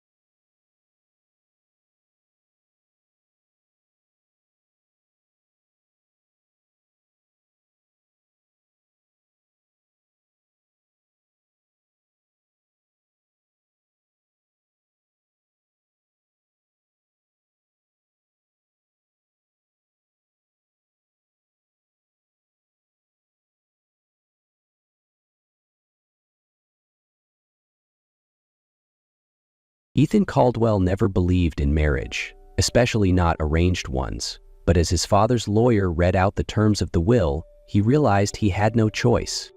Ethan Caldwell will only gain full control of Orion Tech if he is legally married within 6 months of William Caldwell's passing. The room fell silent. The board members sat along the polished conference table, their expressions unreadable but expectant. They didn't care what Ethan thought. They only cared about the company's stability. Ethan leaned back in his chair, his steel gray eyes cold. An absurd condition. Gregory Blackwell, his father's longtime attorney, merely smiled. Perhaps, but it was his final wish. For days, Ethan sought a way out. He explored every legal loophole, but the will was airtight. Without marriage, Orion Tech would slip through his fingers. Naomi Sinclair became the perfect, albeit unwilling, solution. She was the founder of Connect the World, a nonprofit organization dedicated to providing internet access to remote areas. Orion Tech had been eyeing telecommunications expansion in Africa, and a partnership with Naomi would give them an undeniable advantage. Naomi agreed, but not for Orion Tech, for her own mission. Her foundation needed funding, and this marriage would secure it. There was no love in this union, only strategy. And so, 1 month later, in a lavish ceremony attended by the city's most powerful figures, Ethan and Naomi exchanged vows. Their wedding kiss lasted just long enough to be convincing. There was no honeymoon. After their lavish wedding, Ethan and Naomi returned to New York, where a luxurious penthouse had been prepared for them. But despite sharing a roof, the distance between them was wider than an ocean. Ethan was the embodiment of control. Every aspect of his life was calculated: his work schedule, his investments, even the precise order of bottles in his liquor cabinet. Naomi, on the other hand, was a force of nature. She thrived on unpredictability and refused to be confined by a marriage without love. Dinners were silent. They spoke only of business. Orion Tech's partnership with Connect the World, upcoming projects, expansion plans.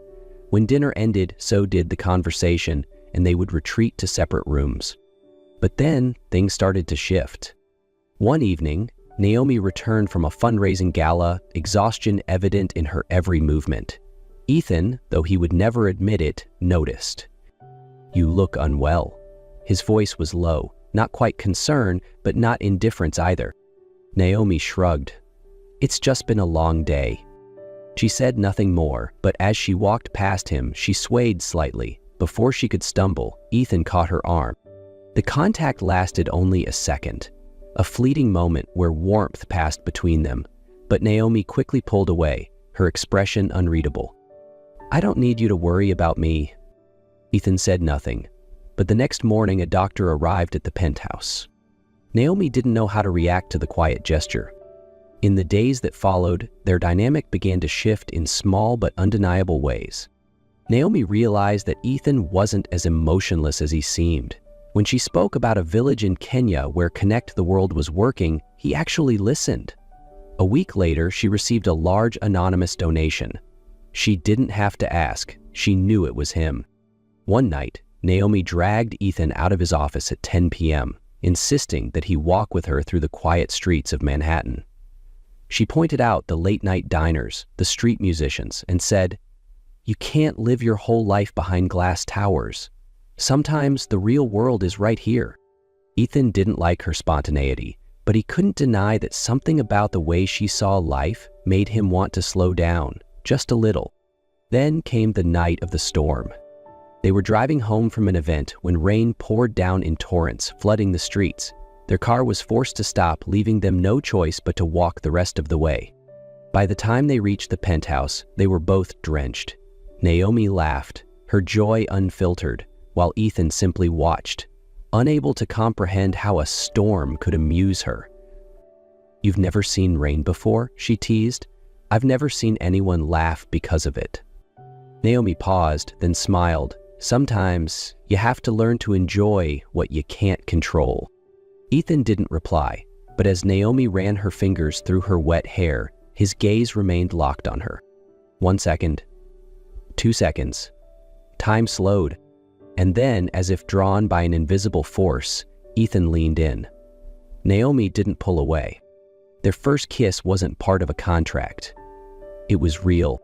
The storm raged outside, rain slamming against the windows, while inside the penthouse, darkness swallowed everything. The power had gone out. Naomi stood by the window, staring at the city drenched in relentless rain. The street lights reflected against the wet pavement, casting an eerie glow. "It'll come back soon," she murmured, breaking the silence. Ethan sat on the couch, his soaked jacket discarded, his usually sharp eyes softened by the dim light filtering through the storm. "I actually prefer it this way." Naomi turned, raising an eyebrow. "You like power outages?" "I like the quiet." He leaned back, eyes unfocused. No emails, no calls, no shareholders demanding answers about stock prices in the middle of the night. Naomi let out a quiet chuckle. "Sounds like you hate your own company." Ethan shook his head. "No, I just hate what it's turned me into." His words made Naomi pause. For the first time, Ethan Caldwell wasn't the cold, calculating businessman she had come to know. In the shadows of the room, stripped of the world's expectations. He seemed human. "Were you always like this?" she asked softly. Ethan studied her for a long moment before letting out a dry laugh. "No, but my father didn't give me a choice." "What do you mean?" "He planned my life before I even knew how to spell my own name," Ethan said, tilting his head back. "He decided I would run Orion Tech. That was never up for discussion.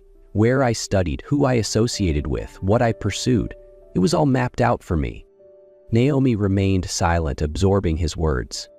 "I never really had a choice," he murmured, "not even in this marriage." For the first time, Naomi saw something behind his steel exterior. Resentment, exhaustion, loneliness. She exhaled, her own gaze distant. "I understand." Ethan turned to her, waiting. "My mother," Naomi said, her voice quieter now. "She was a relief doctor. I spent my childhood following her through war zones, disaster areas. She believed connection wasn't just about technology, it was about understanding people." A pause. "She died when I was 16. Ethan's brows furrowed. "A flood in Nigeria," Naomi continued. "She went to provide aid, but disease spread afterward, and she caught it." Ethan didn't know what to say. Naomi gave a small, bitter smile. "They called her a hero, but she was just my mom, and I was just a kid who lost everything." Silence. 1 second. 2 seconds. A lingering gaze. Ethan reached out, brushing his fingers against her cheek. She didn't pull away. And then, slowly, he leaned in. For the first time, the kiss wasn't for show. It wasn't for a contract. It was real. Their happiness didn't last long. After that stormy night, everything changed. Ethan no longer kept his distance. They had breakfast together, their conversations no longer confined to business. When he returned home from endless board meetings, Naomi was always there, waiting in the living room, a glass of wine in hand, ready to listen.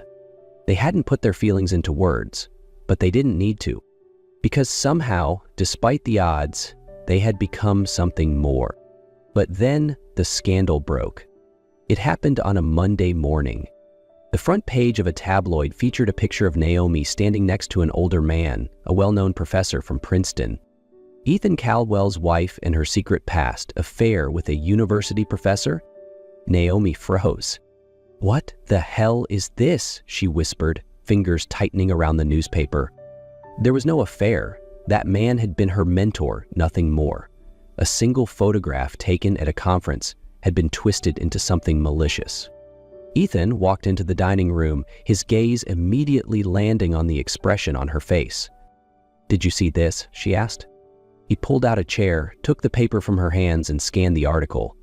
His face remained unreadable, but Naomi saw the tension in his jaw.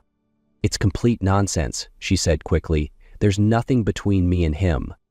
Ethan didn't respond immediately. He set the paper down, his fingers interlocked.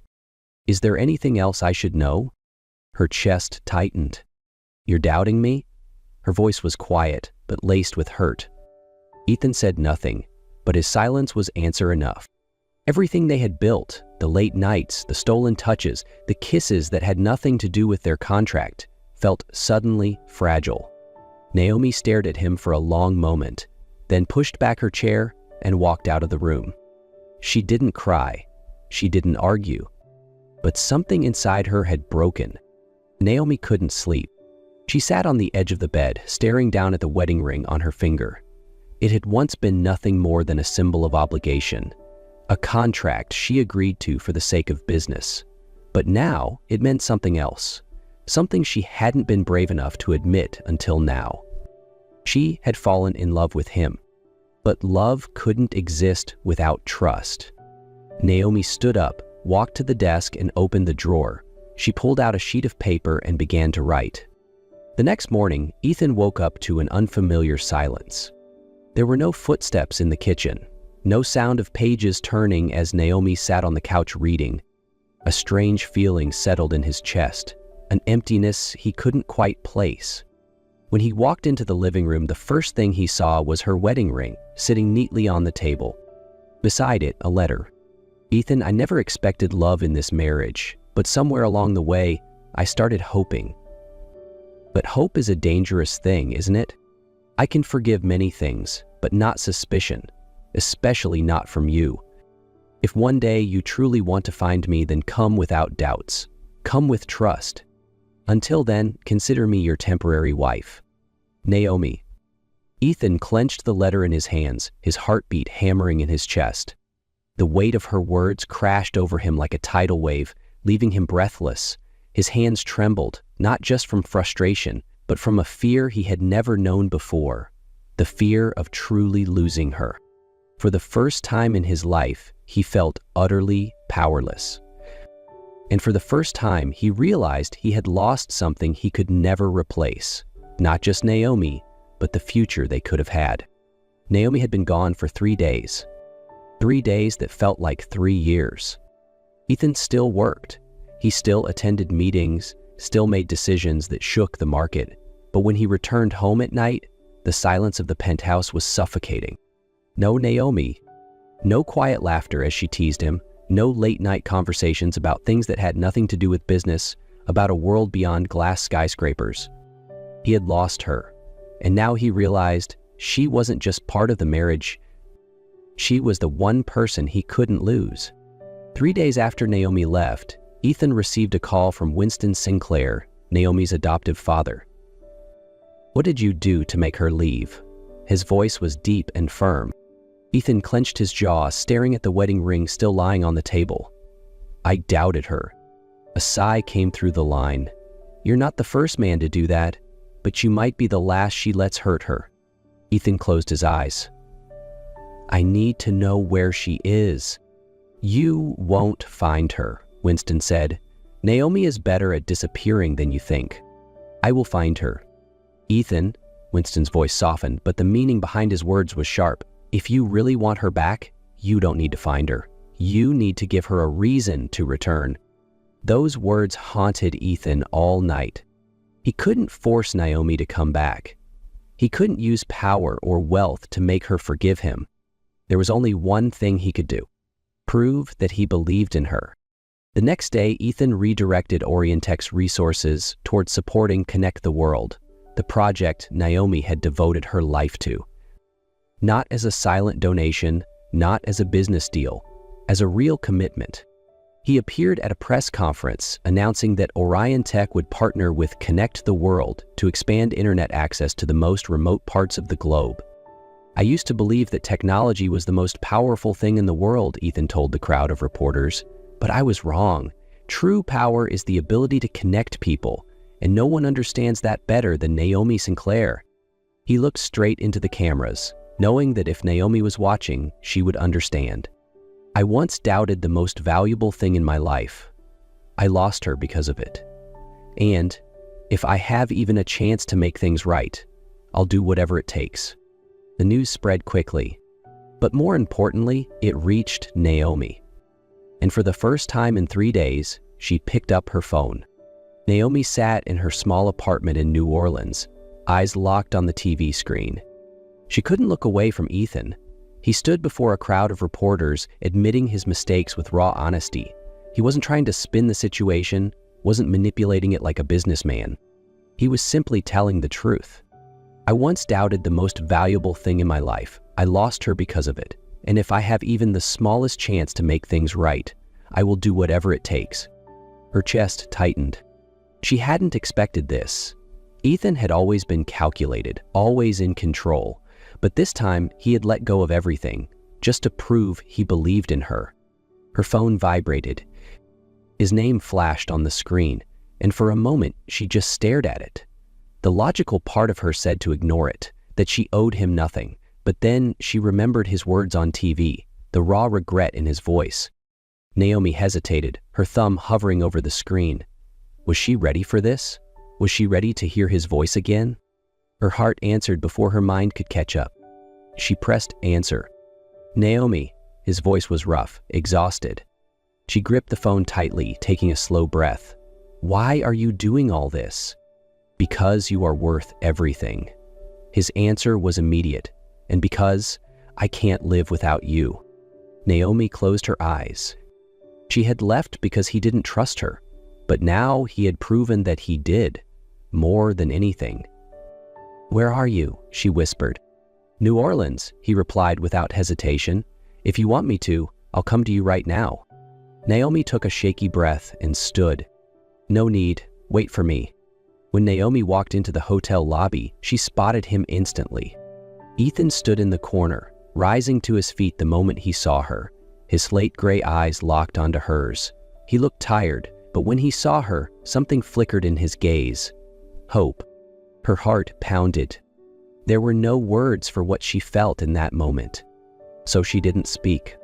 Naomi simply walked up to him, held his gaze for a single second, then stepped forward and wrapped her arms tightly around him. Ethan pulled her close, holding her as if he would never let her go again. "I'm sorry," he whispered. "I was wrong." "I know," she murmured. Ethan pulled back slightly, searching her eyes. "So, do you forgive me?" Naomi looked at him, her expression softening. "I already have, but this time, don't make me regret it." Ethan didn't answer with words. He just leaned down and kissed her.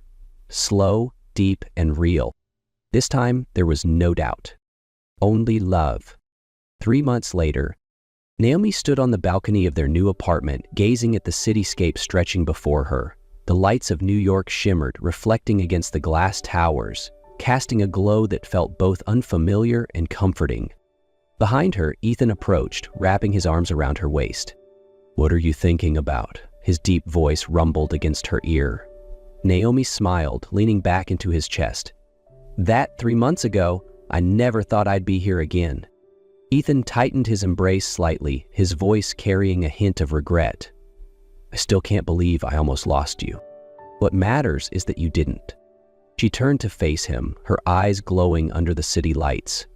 Ethan reached up, gently tucking a stray strand of hair behind her ear. "I revoked my father's inheritance clause," he said quietly. "I don't need the company if it means losing you." Naomi blinked in surprise before letting out a soft laugh.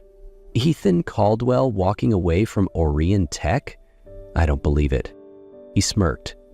"I'm not walking away. I'm just building it on my own terms, without anyone controlling my choices. And this time, I want you beside me."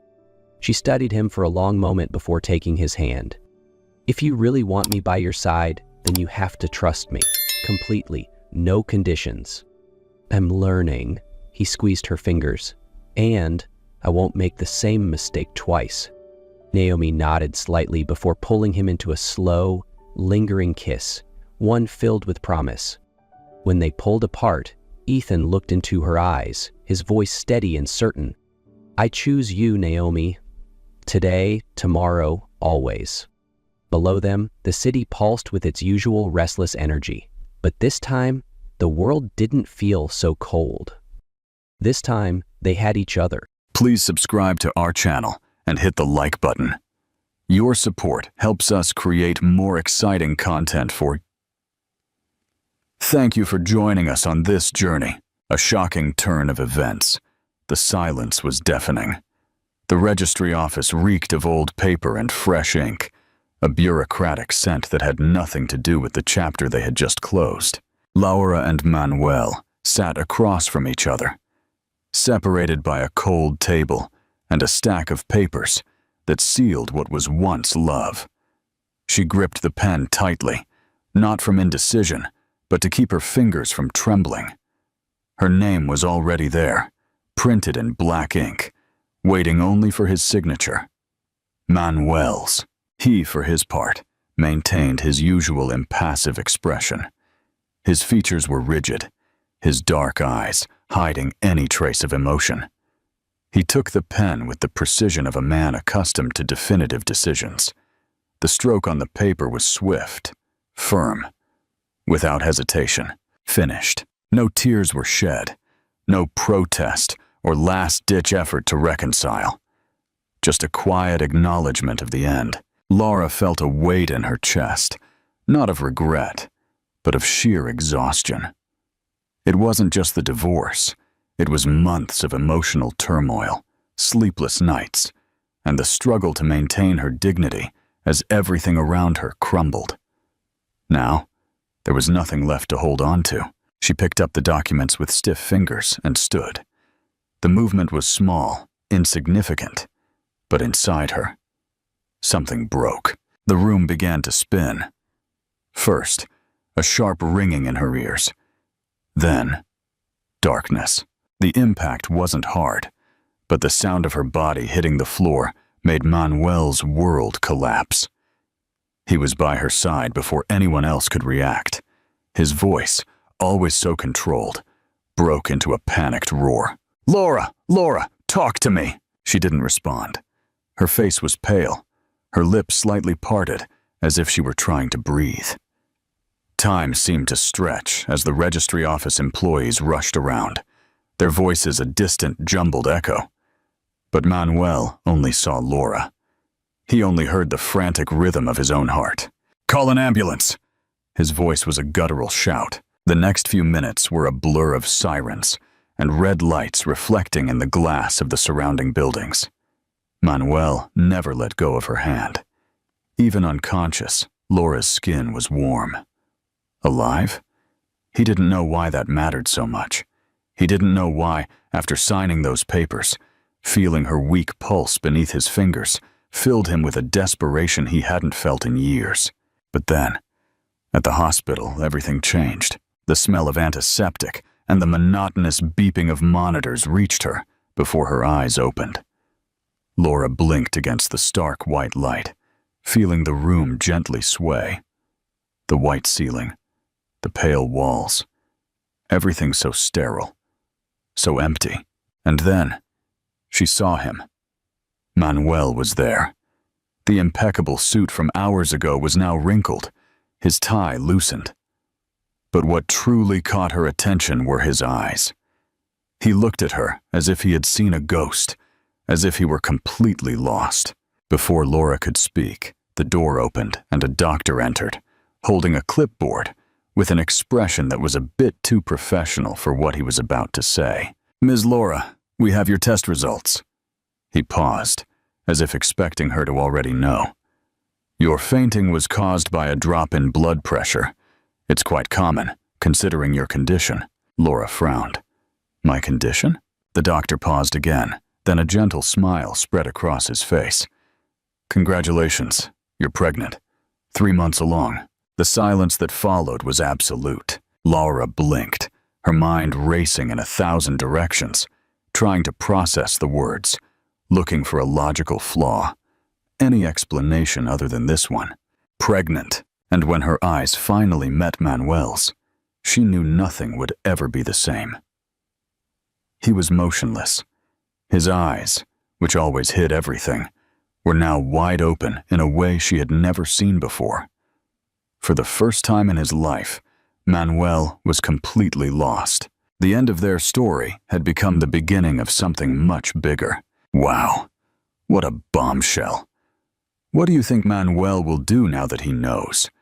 Will they reconcile, or will this new reality push them further apart? Tell me your predictions in the comments. A past unraveled. Laura felt the air grow heavy around her. The doctor's words still echoed in the silent room, as if time had stopped the moment they were spoken. Pregnant. She didn't know why the news hit her so hard. It wasn't as if she had never considered the possibility. She'd ignored symptoms, blamed her fatigue on the stress of the divorce, and dismissed nausea as anxiety. It all made sense now, but knowing was a world away from feeling. And in that moment, she felt the shock like a jolt of electricity.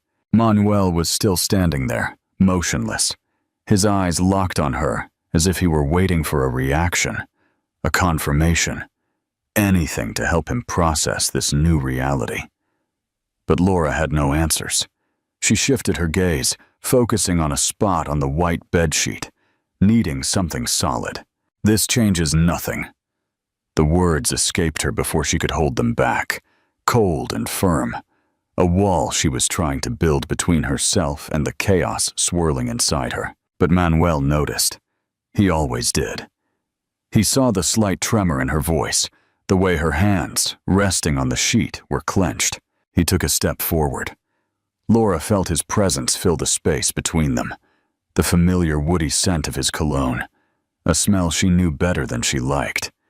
He had always been there, on her skin, in their sheets, in the moments when they were a couple, and she let herself believe it could last forever. But now, she had to stay in control. "This is our child, Laura." His voice lacked its usual firmness. It wasn't an argument or a command. It was a simple fact. One that carried the weight of everything they had lost, and everything that, in some way, still existed between them. Laura lifted her gaze, and their connection was palpable. Manuel didn't look like the man who had signed the divorce papers just hours before. That man was cold, distant, untouchable. But this man, standing before her, had a face marked by the shock of the news, his dark eyes filled with an emotion she didn't want to decipher. Because if she looked too long, she might find traces of the love she was desperately trying to bury. She took a slow breath, tasting the metallic tang of uncertainty on her tongue. "I don't need you for this, Manuel." She saw him blink as if the words were a sudden blow. "Don't be ridiculous." The response was sharp, cutting, but the anger wasn't in his voice. It was somewhere deeper, more dangerous. She refused to back down. "Ridiculous? For not wanting you to interfere in my life? In your life?" He let out a short, incredulous laugh. "This isn't just about you, Laura." She gritted her teeth. "Oh, no? Because it seems like, until a few minutes ago, none of this mattered to you. You signed those papers, Manuel. I'm not your wife anymore."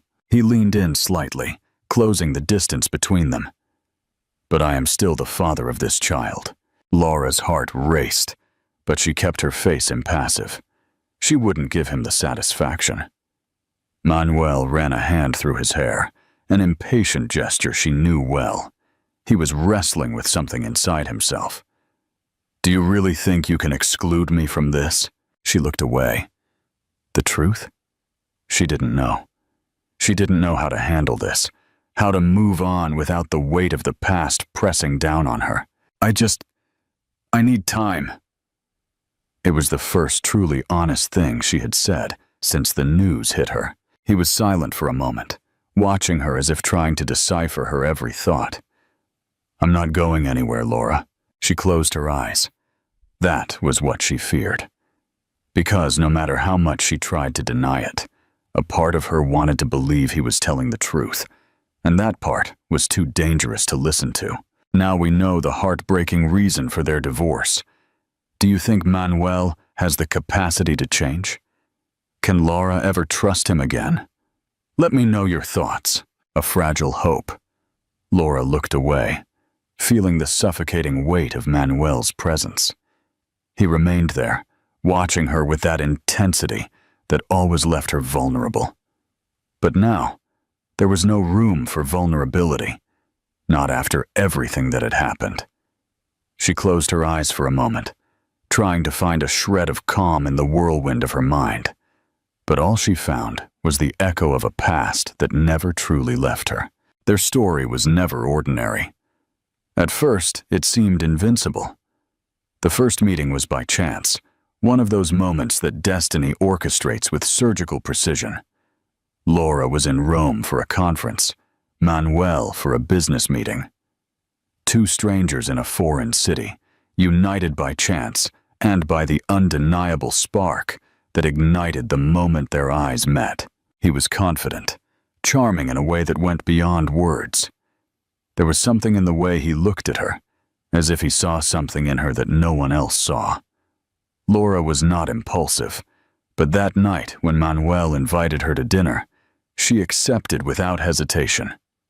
Rome was their beginning, nights in dimly lit restaurants, whispered conversations about dreams, promises murmured between the sheets. Laura had never felt anything like it before. The world seemed more vibrant with him, more intense. And Manuel, he made her feel alive in a way no one else had. When they returned home, it wasn't long before things got even more serious. Their courtship quickly became an engagement, and soon, a marriage that, on the surface, seemed perfect. But perfection was an illusion. The first cracks appeared silently, like tiny fissures in a wall that still looked intact from a distance. Manuel was a man of insatiable ambition. He didn't just want the best, he demanded it. He was meticulous, strategic, determined to build an unshakable empire. And at first, Laura admired that. But she soon realized his ambition consumed everything around him, including her. Nights once filled with long dinners and laughter became lonely. Manuel spent more time in meetings than at home. When he came back, it was too late for any meaningful conversation. The silence grew between them, filling the space once occupied by desire, laughter, and love. Laura tried to convince herself it was just a phase, that things would go back to normal. But then came his demands. Manuel never raised his voice or explicitly forbade her from doing anything. But there was always a comment, a suggestion, a look that said more than words.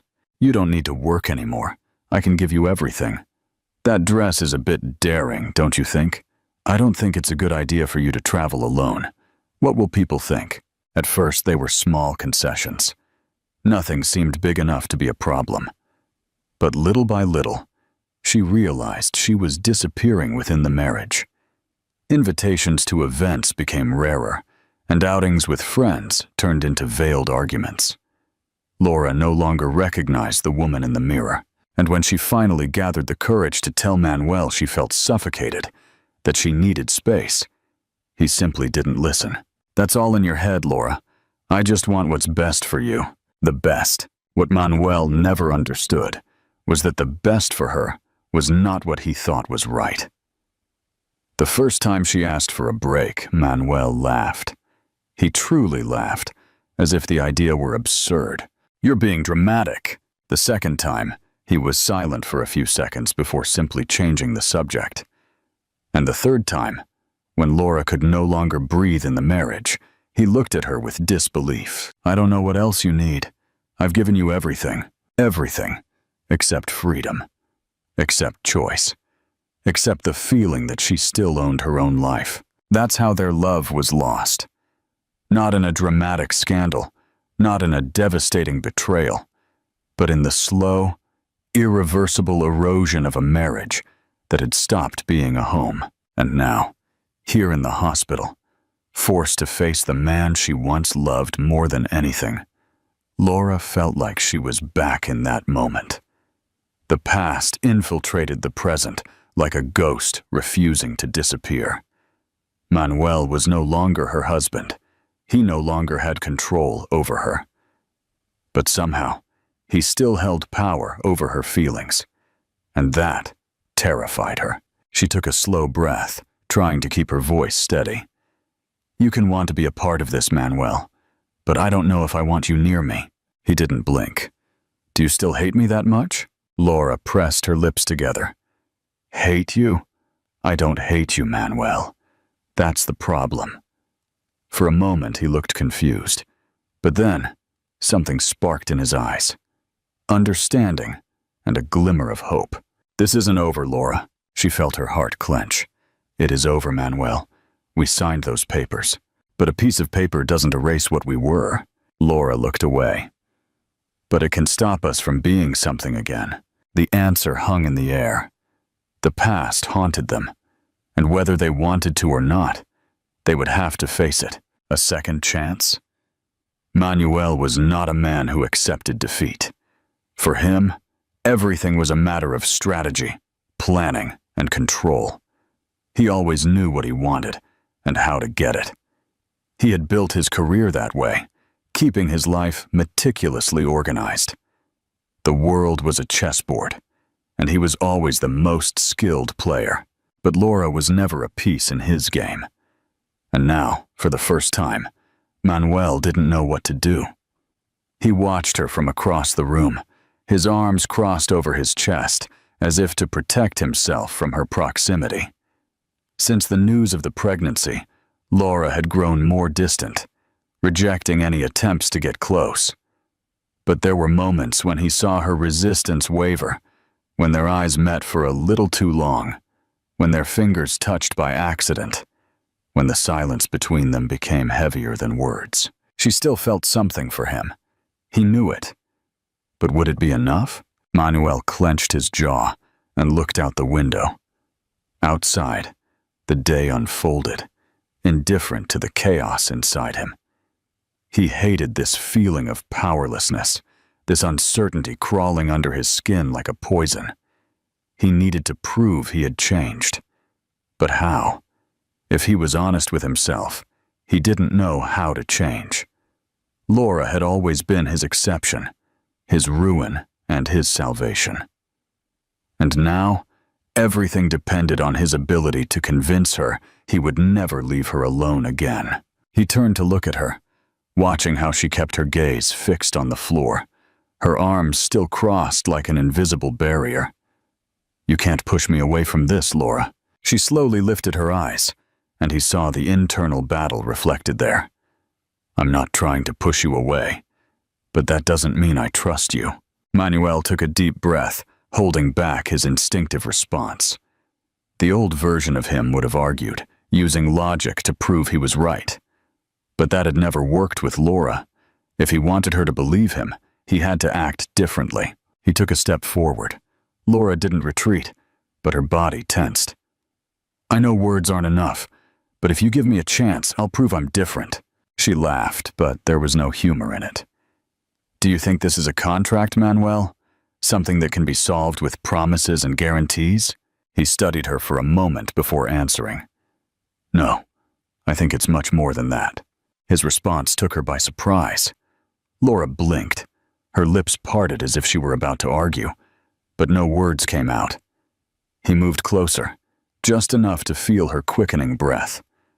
"Just let me be here." She held his gaze. "And when things get difficult, will you still be here?" He didn't hesitate.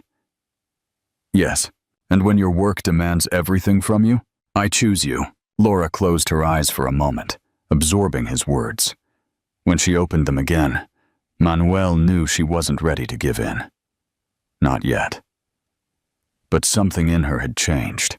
He saw it in the way she didn't retreat this time, in how her eyes lingered on his a little longer before she looked away. It wasn't enough yet, but it was a start. The following days passed in a strange rhythm, as if Laura was living between two worlds.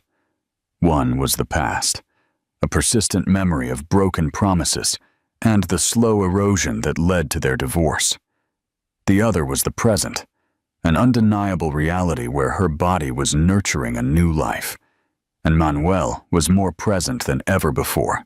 She wanted to cling to logic, to convince herself he was the same man, just temporarily changed by the shock of the pregnancy.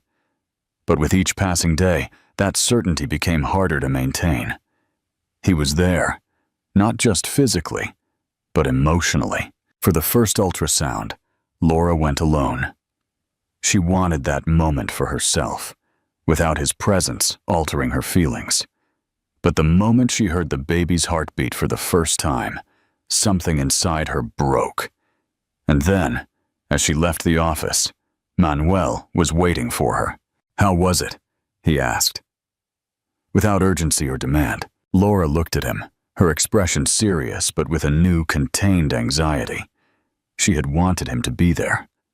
She hesitated, but for some reason, she handed him the tiny ultrasound photo. A long silence passed as Manuel looked at the image. Then, without a word, he put the photo in his wallet as if it were the most precious thing he had ever owned. Laura looked away, her chest tight. She couldn't give in. But for the first time, she wasn't sure she wanted to keep running. The days turned into weeks, and Manuel didn't back down. He was present. He wasn't invasive or pushy. He was just there. When Laura had morning sickness, he knew what to bring. When fatigue overtook her, he would appear without warning, leaving a decaf coffee and a pillow for her back. When she woke up in the middle of the night, scared by the weight of her responsibility, she'd find a short text. "If you need anything, I'm here." And somehow, that simple message calmed her. She started to see him differently. Or perhaps she started to let herself see a side of him that had always been there, but was hidden by her fears and past hurts. Manuel listened. He was no longer the man who ignored her feelings or changed the subject when she needed space. Now, when she spoke, he listened. He didn't try to fix her or convince her of anything. He simply listened, and that disarmed her more than anything else. But then came the first major test. It was late when Laura left work, exhausted, feeling like she was carrying the weight of the world. As she drove home, her mind was a chaos of disconnected thoughts. She needed a hot bath, sleep, and a moment to forget that her life was out of control. When she arrived at her building, she found Manuel leaning against his car, his hands in his pockets, his expression unreadable. Her heart raced. "What are you doing here?" He hesitated for a second. "We need to talk." Laura closed her eyes, too tired for another argument. "Not today, Manuel. It's important," she scoffed, crossing her arms. "Everything's important to you now, isn't it?" He held her gaze. "Yes, because you are important." The words hit her like a punch. Manuel had never been good at admitting his feelings, but now he did it with a disarming simplicity. Laura felt her throat tighten. "What do you want?" He took a deep breath. "I need to know how far this goes, Laura. I need to know if I have a chance." She looked away. "I can't give you that answer now." He said it softly. "Then I'll wait." Laura held her breath. "And what if I'm never ready?" Manuel took a step forward, closing the distance between them. "Then I'll wait anyway." That was the first time Laura cried since it all began. And it was the first time Manuel didn't try to fix her. He was simply there, holding her hand and letting her feel everything she needed to feel. She didn't know if she could choose him again, but in that moment, she realized she might not need to keep running. A love conquered, the months passed in a blur. Time, once a relentless enemy, now became a silent ally, allowing Laura and Manuel to navigate this new reality at a pace they could both handle. He was still there, present at every appointment, attentive to every detail, always making sure she didn't have to carry the burden alone. And Laura, little by little, began to allow herself to trust. Not completely, not without reservations, but enough to accept the hot coffee he handed her, to let him walk her home when she was too tired to drive, and to let him be close. Then, in an instant, everything fell apart. It was a normal day. Laura left her doctor's office with a quiet smile. The pregnancy was going well, the baby was healthy, and for the first time in a long time, she felt at ease. Then she saw Manuel across the street. She knew he would come for her, as he always did lately. But something was different today, something tense, rigid. Laura frowned and crossed the street, feeling a growing unease. "Is everything okay?" Manuel didn't answer immediately. His jaw was tight, his dark eyes filled with something she couldn't decipher. Then he blurted it out. "Were you with him?" Laura blinked. "With who?" "Edward." The name came out laced with venom, and only then did Laura understand. Edward was her old colleague, a friend who had been there when her marriage was crumbling. But Manuel had always hated him, seeing him as a threat, even when Laura insisted there was nothing between them. Her chest tightened. "Manuel, I ran into him by chance. We just talked for a few minutes." But he wasn't listening. "Sure, just a coincidence, right? The same guy who spent years waiting for me to make a mistake." His tone was getting colder, harsher. In that moment, Laura was transported back to the past, to a time when her every word was met with suspicion, when every move was a threat to the control Manuel insisted on having. And the worst part was she saw in his eyes that he knew he was doing it. He saw the exact moment she closed herself off again. But instead of backing down, he pushed forward. "Are you still talking to him?" His voice was low but filled with a dark intensity.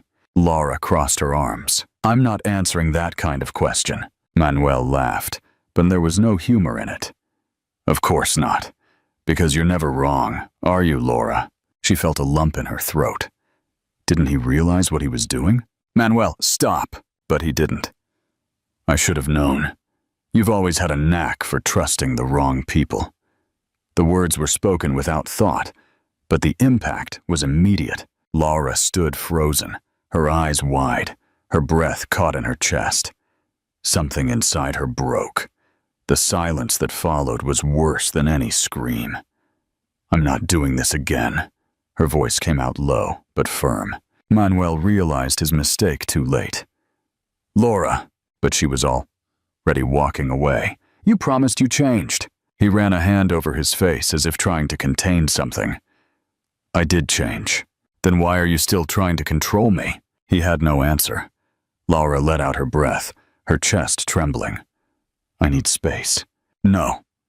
Manuel's response was immediate. But this time, it wasn't a command. It was a plea. Don't push me away, Laura. She closed her eyes. Then give me a reason not to. The silence was devastating. And when Manuel finally tried to speak, it was too late. She was gone. In the following days, Manuel tried to call and visit, but Laura wouldn't answer. He finally went to her house to find the door closed, the lights off, and a sympathetic neighbor. She traveled, the man said. She rented the place out for a while, said she was going to take a break. Manuel stood there, unable to react. Laura was gone. For real this time. And maybe she wouldn't come back. His heart hammered in his chest, his breath short. His mind told him he had lost her. But for the first time in his life, Manuel realized that wanting to change wasn't enough. He had to prove it. And above all, he had to be patient. Laura was far away, but if she came back, he would be ready. This time, without trying to control or convince her, he would just wait. Because for the first time, he was willing to be the man she deserved. A new beginning. The void left by Laura was worse than anything Manuel had ever felt. It wasn't just the anger or the frustration of becoming the man he promised he'd never be again. It was fear. The fear of having lost her forever. In the days that followed, her silence was unbearable. She wouldn't answer his calls or messages. He went to her apartment, but she wouldn't open the door. When he decided to step back and wait for her to come to him, fate showed him he wouldn't get that luxury. The call came in the middle of the night. The hospital's number glowed on his phone, and everything in him froze. Mr. Manuel? His own name made his heart pound against his ribs. Yes? You need to come to the hospital now. It's about Laura. He didn't remember the drive, only the metallic taste of panic in his mouth, his trembling hands on the steering wheel, the suffocating feeling that if anything happened to her or the baby, he would never forgive himself. When he arrived, the hospital was bathed in cold, indifferent light. He strode through the corridors until a nurse recognized him. Where is she? The woman hesitated for a second. Ms. Laura was admitted with complications. They had to take her into surgery. The word hit Manuel like a punch. Surgery? She had a premature placental abruption. The situation is delicate, but the doctors are doing everything they can. Delicate. The word echoed in his mind as the world lost its form. He sat in the nearest chair, but he couldn't feel anything. He was floating, his entire existence reduced to this one moment. For the first time in his life, Manuel understood what it meant to be utterly helpless. There was nothing he could do, no strategy to formulate, no money to pay to fix this. He could only wait and pray. Time became distorted. Every minute felt like an eternity. Finally, a doctor appeared. Manuel shot to his feet, his heart hammering. How is she? The doctor sighed, and Manuel felt the weight of the sound before the words were even spoken. The baby is in fetal distress. We need to act fast. It was then that Manuel understood. They had to choose, save Laura or save the baby. The floor seemed to vanish beneath him. "We'll do everything we can for both," the doctor said, trying to stay calm. "But Mr. Manuel, if we have to prioritize one, we need your decision now." The decision. The moment that would define everything. He looked at the closed door of Laura's room. Would he lose her?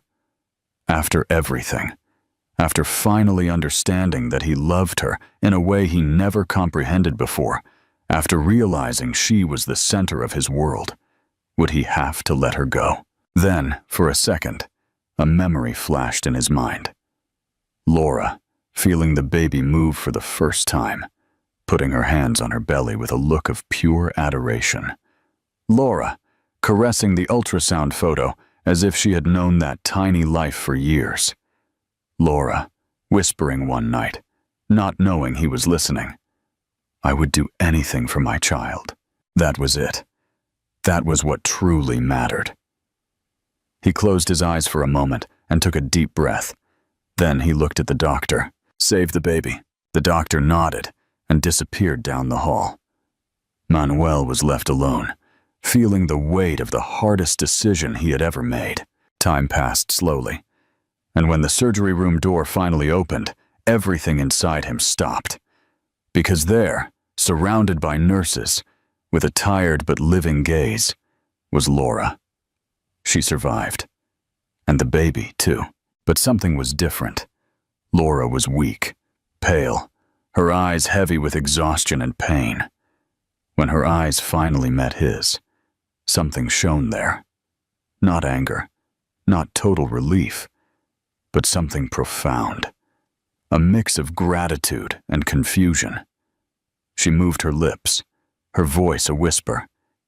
You chose the baby?" Manuel's chest tightened. "I chose what you would have chosen." The silence between them was thick. And then, tears came. Not from him, but from her. Laura wasn't crying from weakness or pain. She was crying because for the first time, she saw Manuel understand what it meant to love someone without trying to possess them, without trying to mold them. He understood. And in that instant, Manuel knew his life would never be the same. This time, he hadn't fought to win Laura. He had fought to be the man she deserved. And maybe, for the first time, he was close to succeeding. The journey continues. The months that followed were a blur of change. Laura needed time to recover from the surgery. The baby was under observation for a few weeks, but soon the doctors confirmed he was healthy. A boy, small, but strong. They named him Mateo. Laura chose the name, and Manuel didn't object. For the first time, he accepted something without question. He had made all the wrong decisions in the past. This one, he wanted to be hers. But acceptance didn't mean everything was easy. If there was one thing Manuel had learned, it was that love cannot be forced. Love is won, day after day. And that's exactly what he did. Laura's house became a quiet sanctuary where time seemed to slow down. Manuel came almost every day, but he wasn't intrusive. He never crossed the boundaries she set. When Laura needed to rest, he stayed with Mateo.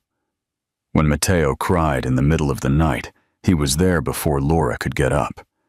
And when she felt lost, exhausted, and overwhelmed, Manuel was simply there, without demanding, without pressuring, just waiting.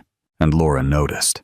She realized that for the first time, Manuel wasn't trying to control her. He wasn't trying to define what they would be. He was just present, a silent certainty, a solid foundation she could choose to use or not. He had changed, and so had she. At some point, Laura found herself watching him with new eyes. Not the Manuel she had left, not the Manuel she feared, but the Manuel who held Mateo in his arms with a tenderness she never imagined he possessed. The Manuel who didn't get impatient when the baby cried. The Manuel who made her coffee every morning without saying a word, just leaving the mug on the counter before he left. The Manuel who understood when she needed silence. Little by little, Laura felt the armor she had built begin to crack. Time passed. And then, something happened. The first time he touched her again was by accident. Laura was on the sofa, holding Mateo, when Manuel sat next to her. He gently ran his hand over the baby's hair, and his arm brushed hers. An insignificant touch, but Laura felt it. She felt the warmth of his skin, the familiarity of the gesture. She felt the years come rushing back in a single second. Her heart pounded, and when she looked up, Manuel was already watching her. They stayed like that for a moment, silent, a mutual understanding. Then Laura looked away because she wasn't ready yet. But she knew in that instant that it was only a matter of time. The problem was, time wasn't waiting for them. That night, it was raining hard. Manuel was about to leave when Laura, watching the storm through the window, finally made a decision. Stay? The word was so soft that for a second, Manuel thought he imagined it. But then she turned to look at him, and in her eyes, there was something new, something definitive. He didn't ask if he could, and she didn't need to answer. Because when he approached, Laura lifted her face to meet him. The kiss was slow, unlike any they had shared before. There was no rush, no need. It was a choice. And when he pulled away, Laura finally understood. They weren't getting back together because they needed each other. They were getting back together because they wanted each other. This time, their love wasn't a power game. It was a partnership. And finally, it was enough. If you enjoyed this story, don't forget to like, subscribe, and share it with your friends. Your support helps us create more exciting content for you. Thank you for joining us on this journey.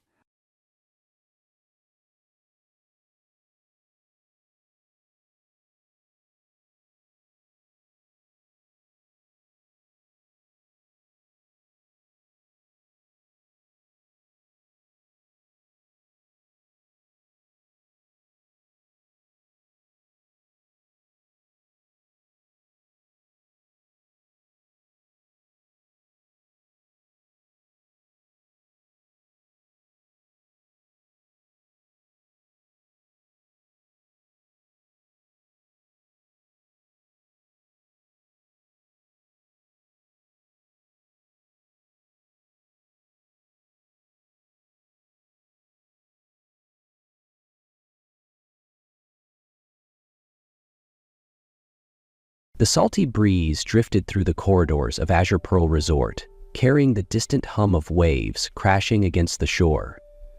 Sienna Brooks let out a weary sigh as she stepped out of the kitchen, rubbing her aching wrists. Another long shift, 14 hours of chopping, kneading, plating, and scrubbing. She glanced at the clock on the wall. 11:47 p.m. The last of the guests had retired to their luxurious suites, and most of the staff had already gone home. She should be heading back too. Her tiny rented studio was barely 10 minutes away, but exhaustion weighed heavily on her limbs. Just 5 minutes, she muttered to herself, stepping into an empty VIP suite. The room was pristine, the scent of fresh linen and ocean air mingling in a way that felt almost comforting. A grand 4-poster bed dominated the space, but Sienna ignored it, choosing instead to sink into the plush lounge chair by the window. The view overlooked the moonlit waves, stretching infinitely into the horizon. 5 minutes, she promised herself again, closing her eyes. She never heard the door open. The soft click of Italian leather shoes against the marble floor jolted Sienna from her unintended slumber. Her eyes snapped open, locking onto the figure standing near the entrance. A tall, broad-shouldered man, silhouetted against the dim glow of the hallway. Alexander Carter. The name alone made her stomach drop. He was the Alexander Carter, the man who owned this entire resort chain, known for his cold efficiency and razor-sharp business acumen. And she was currently trespassing in his suite. Sienna shot up from the chair, heart pounding. I'm so sorry, she stammered. I didn't mean to. Alexander remained silent, his gaze unreadable as he studied her. Sharp blue eyes, the kind that missed nothing, the kind that had made him a legend in the hospitality industry. Finally he spoke, his voice smooth yet edged with quiet amusement. I don't recall allowing my staff to use VIP suites as break rooms. Sienna stood frozen, her breath unsteady. She knew she should say something, anything that might explain her situation better, but under Alexander's sharp gaze, every word caught in her throat. He didn't seem angry. If he were, she'd probably be escorted out by security already. But instead of kicking her out, Alexander stepped further into the room, shrugging off his jacket and draping it over a chair, as if her presence didn't bother him at all. You work here? He asked, his voice calm and measured. Sienna swallowed hard and nodded. I'm in the kitchen. Today was exhausting, and I didn't think I'd actually fall asleep here. Alexander nodded, considering something. He poured himself a glass of whiskey from the bar, swirling the amber liquid before looking at her again. How long do you plan on standing there? Sienna blinked. I'm sorry, what? Sit. He gestured toward the chair across from him. I want to hear about your work. She hesitated, wondering if this was some kind of trap. But something told her that Alexander Carter wasn't the type to play games. He was far too direct, too controlled for that. After a moment of uncertainty, she sat down. Does your head chef know you take naps in guest suites? Alexander took a sip of his drink, his tone carrying the faintest hint of amusement. Sienna flushed. Of course not. If they knew, I'd probably be fired. He tilted his head slightly. And yet you still did it? She chuckled lightly, shrugging. I've been on my feet for 14 hours. I just needed 5 minutes to rest. But I guess I miscalculated. Alexander was quiet for a moment before he suddenly asked, why did you choose to become a chef? The question caught Sienna off guard. She thought of her mother's tiny kitchen, the smell of fresh pastries filling the air, the warmth of Sunday mornings spent baking together, of her dream to one day own her own bakery, where people could find comfort in the simplest of things. Because I love it, she said simply. I love how food can bring back memories, how it can turn a bad day into a bearable one, or make an ordinary moment feel special. Alexander didn't respond right away, but something shifted in his expression. Curiosity, maybe even the slightest hint of intrigue. After a moment, he placed his glass down, crossing his arms. Tomorrow, 3 p.m., I want you to make me a dessert. Sienna's eyes widened. What? A dessert that will make me remember you. She opened her mouth to refuse, but the way Alexander watched her, calculating, expectant, made her pause. This is an opportunity, Sienna. Don't turn it down too quickly. By 3 p.m. the next day, Sienna stood in the kitchen of Azure Pearl Resort, her heart pounding against her ribs. She wasn't sure why she had agreed to Alexander Carter's bizarre request. Part of her had wanted to refuse.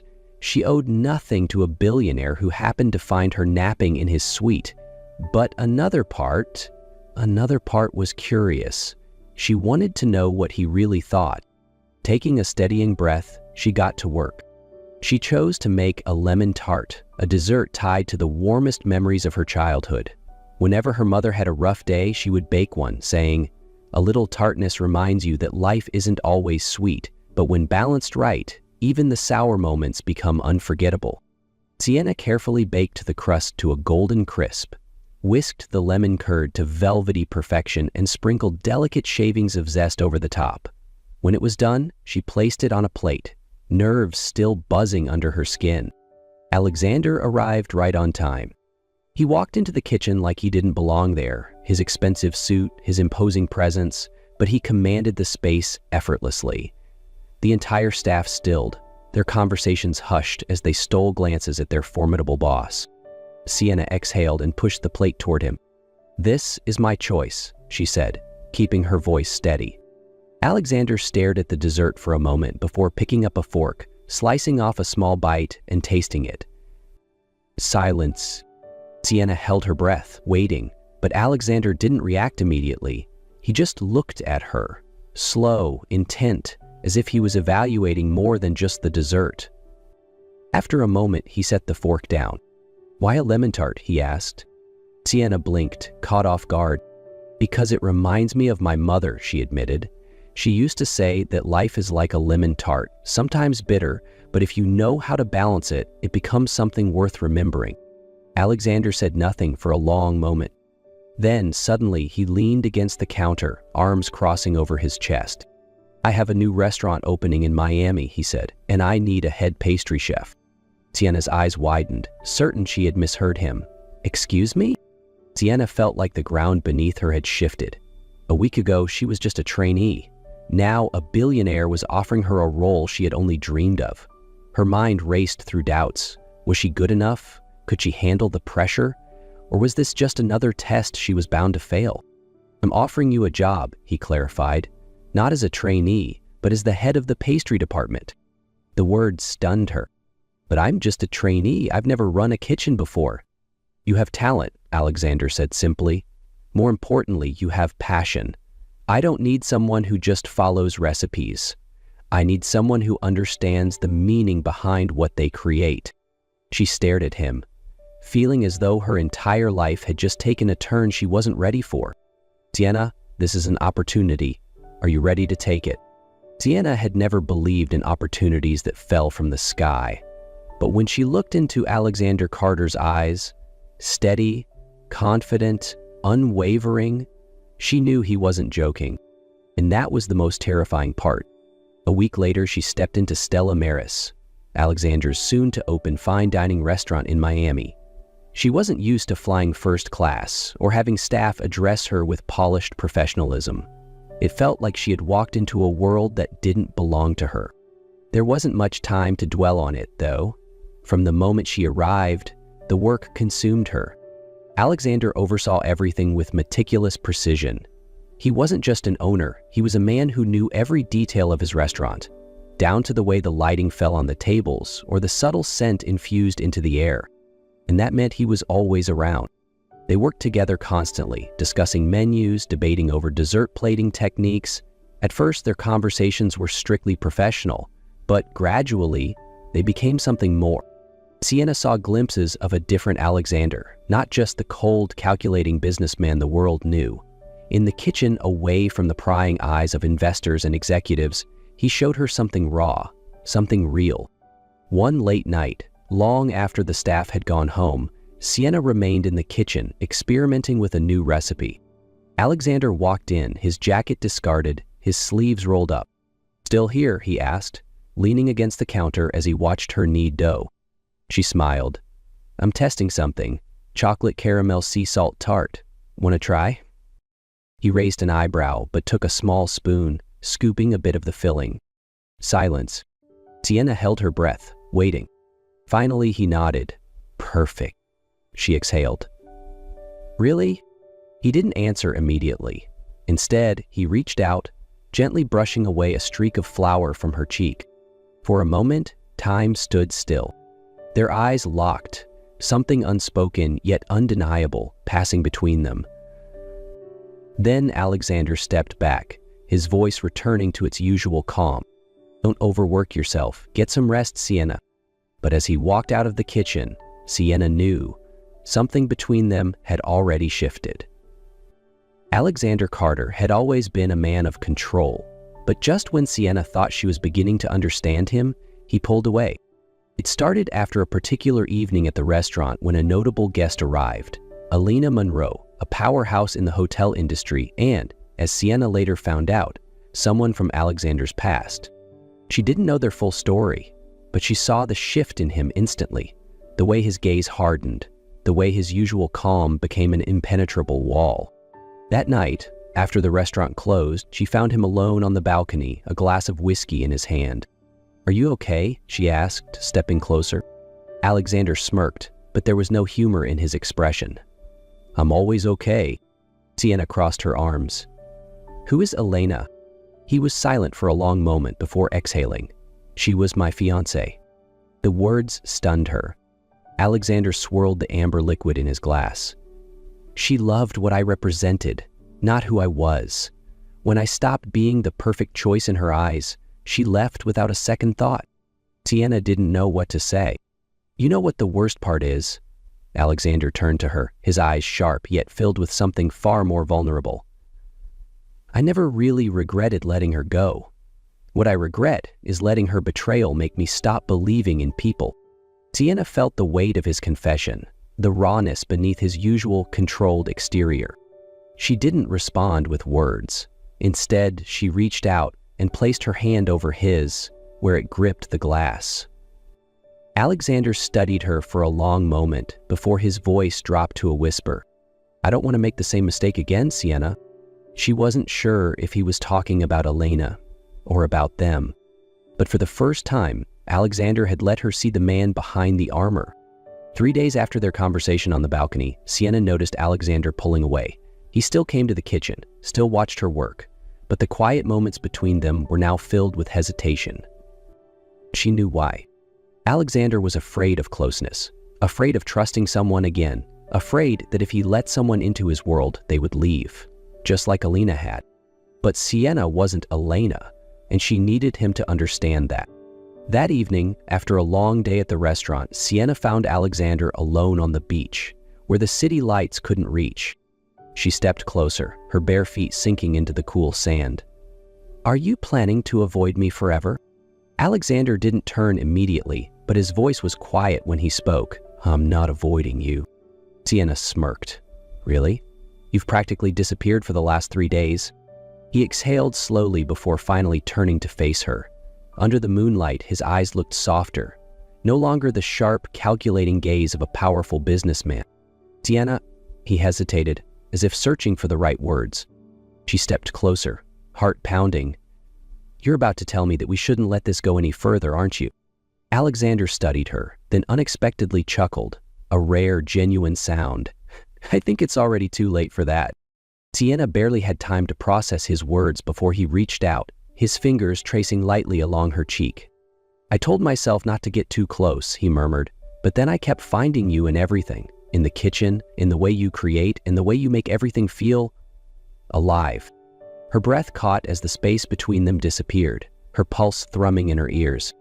Then stop fighting it, she whispered. Alexander looked at her for a long moment before lowering his head, pressing his lips gently against hers. The kiss wasn't rushed, wasn't desperate, it was an acknowledgement, a silent promise that at last, Alexander was ready to believe again. And beneath the vast, star-filled sky, Sienna knew this wasn't just a fleeting moment. This was the beginning of something real. The next morning, Sienna arrived at the kitchen earlier than usual, but this time, something felt different. Everything had changed after last night, not just because of the kiss beneath the stars, but because Alexander had finally let her in. She was checking the oven when a familiar voice spoke from behind her. I hope you're not planning to avoid me after last night. Sienna turned, meeting Alexander's rare, playful gaze. She smiled. I don't think I could, even if I wanted to. He stepped closer, no longer hiding what was between them. Good, because I made dinner reservations for us tonight. Not as employer and employee, just Alexander and Sienna. Her heart pounded faster. This wasn't just a dinner, this was a statement. But before she could respond, a staff member rushed into the kitchen, looking flustered. Mr. Carter, there's a reporter asking about your relationship with Miss Sienna. They said someone leaked information that you two... Alexander sighed but didn't seem fazed. Instead, he turned to Sienna, his gaze steady. Then I guess it's time. The world knows the truth. Sienna reached for his hand, a small smile forming on her lips. And she knew this was only the beginning. When the last employee left and the restaurant doors locked, only Sienna and Alexander remained, bathed in the soft glow of candlelight. Sienna removed her apron, glancing around. The kitchen was spotless, but the dining area remained empty. She frowned slightly. You said you made dinner reservations tonight, she recalled. But where's the table? Alexander leaned against the bar, a small smirk playing on his lips. We're setting it up ourselves. Sienna blinked, surprised. You want to set the table yourself? He shrugged, rolling up the sleeves of his crisp white shirt. I think it's time to try something different. For the first time, they weren't chef and restaurant owner, weren't employee and powerful businessman. Tonight, they were just two people, creating something meaningful together. They arranged a table in the center of the restaurant, where the twinkling city lights spilled through the large glass windows. Sienna carefully spread a cream-colored tablecloth, smoothing out the wrinkles. Alexander took his time setting up white candles, the soft flames flickering warmly. "You're surprisingly good at this," Sienna teased, watching him adjust the glasses with precision. He shot her a knowing look. "I'm very good at putting things in order, you know that." She laughed, but her heart raced, because this moment felt different. When everything was in place, Alexander poured wine into their glasses before pulling out a chair for her. "Perfect," he murmured, his gaze never leaving hers. They ate, talking about simple things, how many baking disasters Sienna had in culinary school, the first time Alexander tried cooking but forgot to turn on the stove. As dinner neared its end, Sienna started to stand, ready to clear the table, but Alexander reached for her hand. "Wait," he said, something unreadable in his eyes. She watched as he walked into the kitchen. A moment later, he returned with a lemon tart, her favorite dessert. You made this?" Sienna asked, stunned. Alexander looked slightly embarrassed, though he masked it well. "I've been secretly practicing all week, not sure if it's as good as yours, but..." She laughed, her heart melting. Alexander Carter, the man who closed million-dollar deals, had baked for her. But before she could respond, he did something that stole her breath away. He knelt before her, pulling a small velvet box from his pocket. "Sienna, I never thought I'd love again. I told myself I wouldn't, that I couldn't, but then you came into my life. Unexpected, stubborn, impossible to ignore, and somehow you made me believe again. In love, in family, in something real." He opened the box, revealing a stunning diamond ring. "I can't imagine my life without you. Sienna Brooks, will you marry me?" Tears filled her eyes, overflowing before she could stop them. She smiled, voice trembling with joy. "Yes, Alexander, 1,000 times yes." As he stood, pulling her into his arms, their lips met and the restaurant faded away, leaving only the sound of their hearts beating in perfect harmony.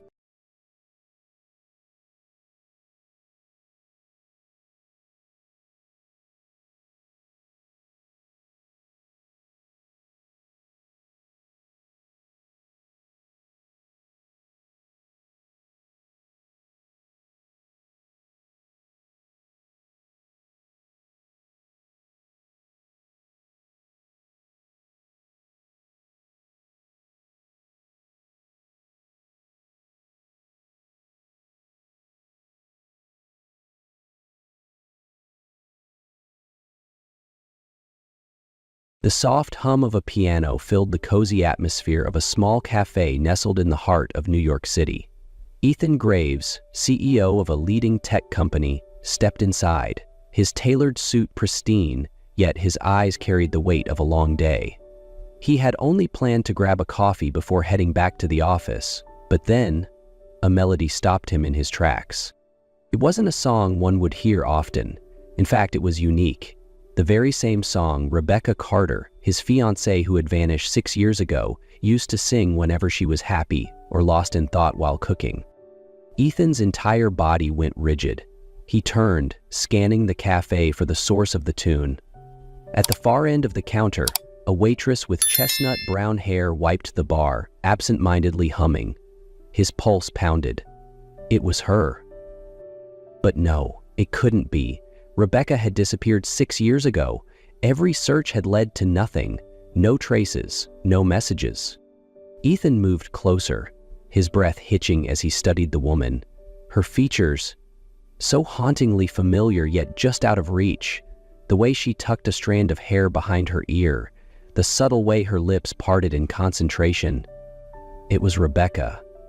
And yet, something about her felt untouchable. Like a dream he couldn't grasp. He hesitated before speaking. "Excuse me, may I ask your name?" The woman turned to him, her warm brown eyes meeting his. She offered a polite smile. "I'm Lena Hart." In that moment, it felt like Ethan's world had shattered. If this truly was Rebecca, why didn't she recognize him?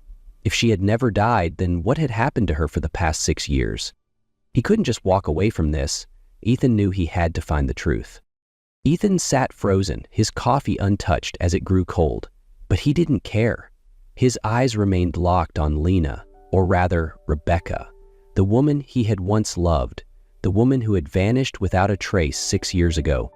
She moved effortlessly through the cafe, flashing warm smiles at customers, chatting with coworkers. Not a single sign of recognition crossed her face.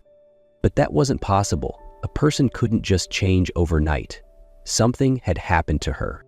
As Lena finished her shift, Ethan knew he couldn't let her walk away. Not again. He waited outside, watching as she stepped onto the crowded sidewalk. "Lena!" His voice cut through the evening air. She turned, eyes widening in surprise. "Do I know you?" Ethan swallowed hard, steadying himself. "I'm sorry if this seems strange, but I think I know you. Or at least, I used to."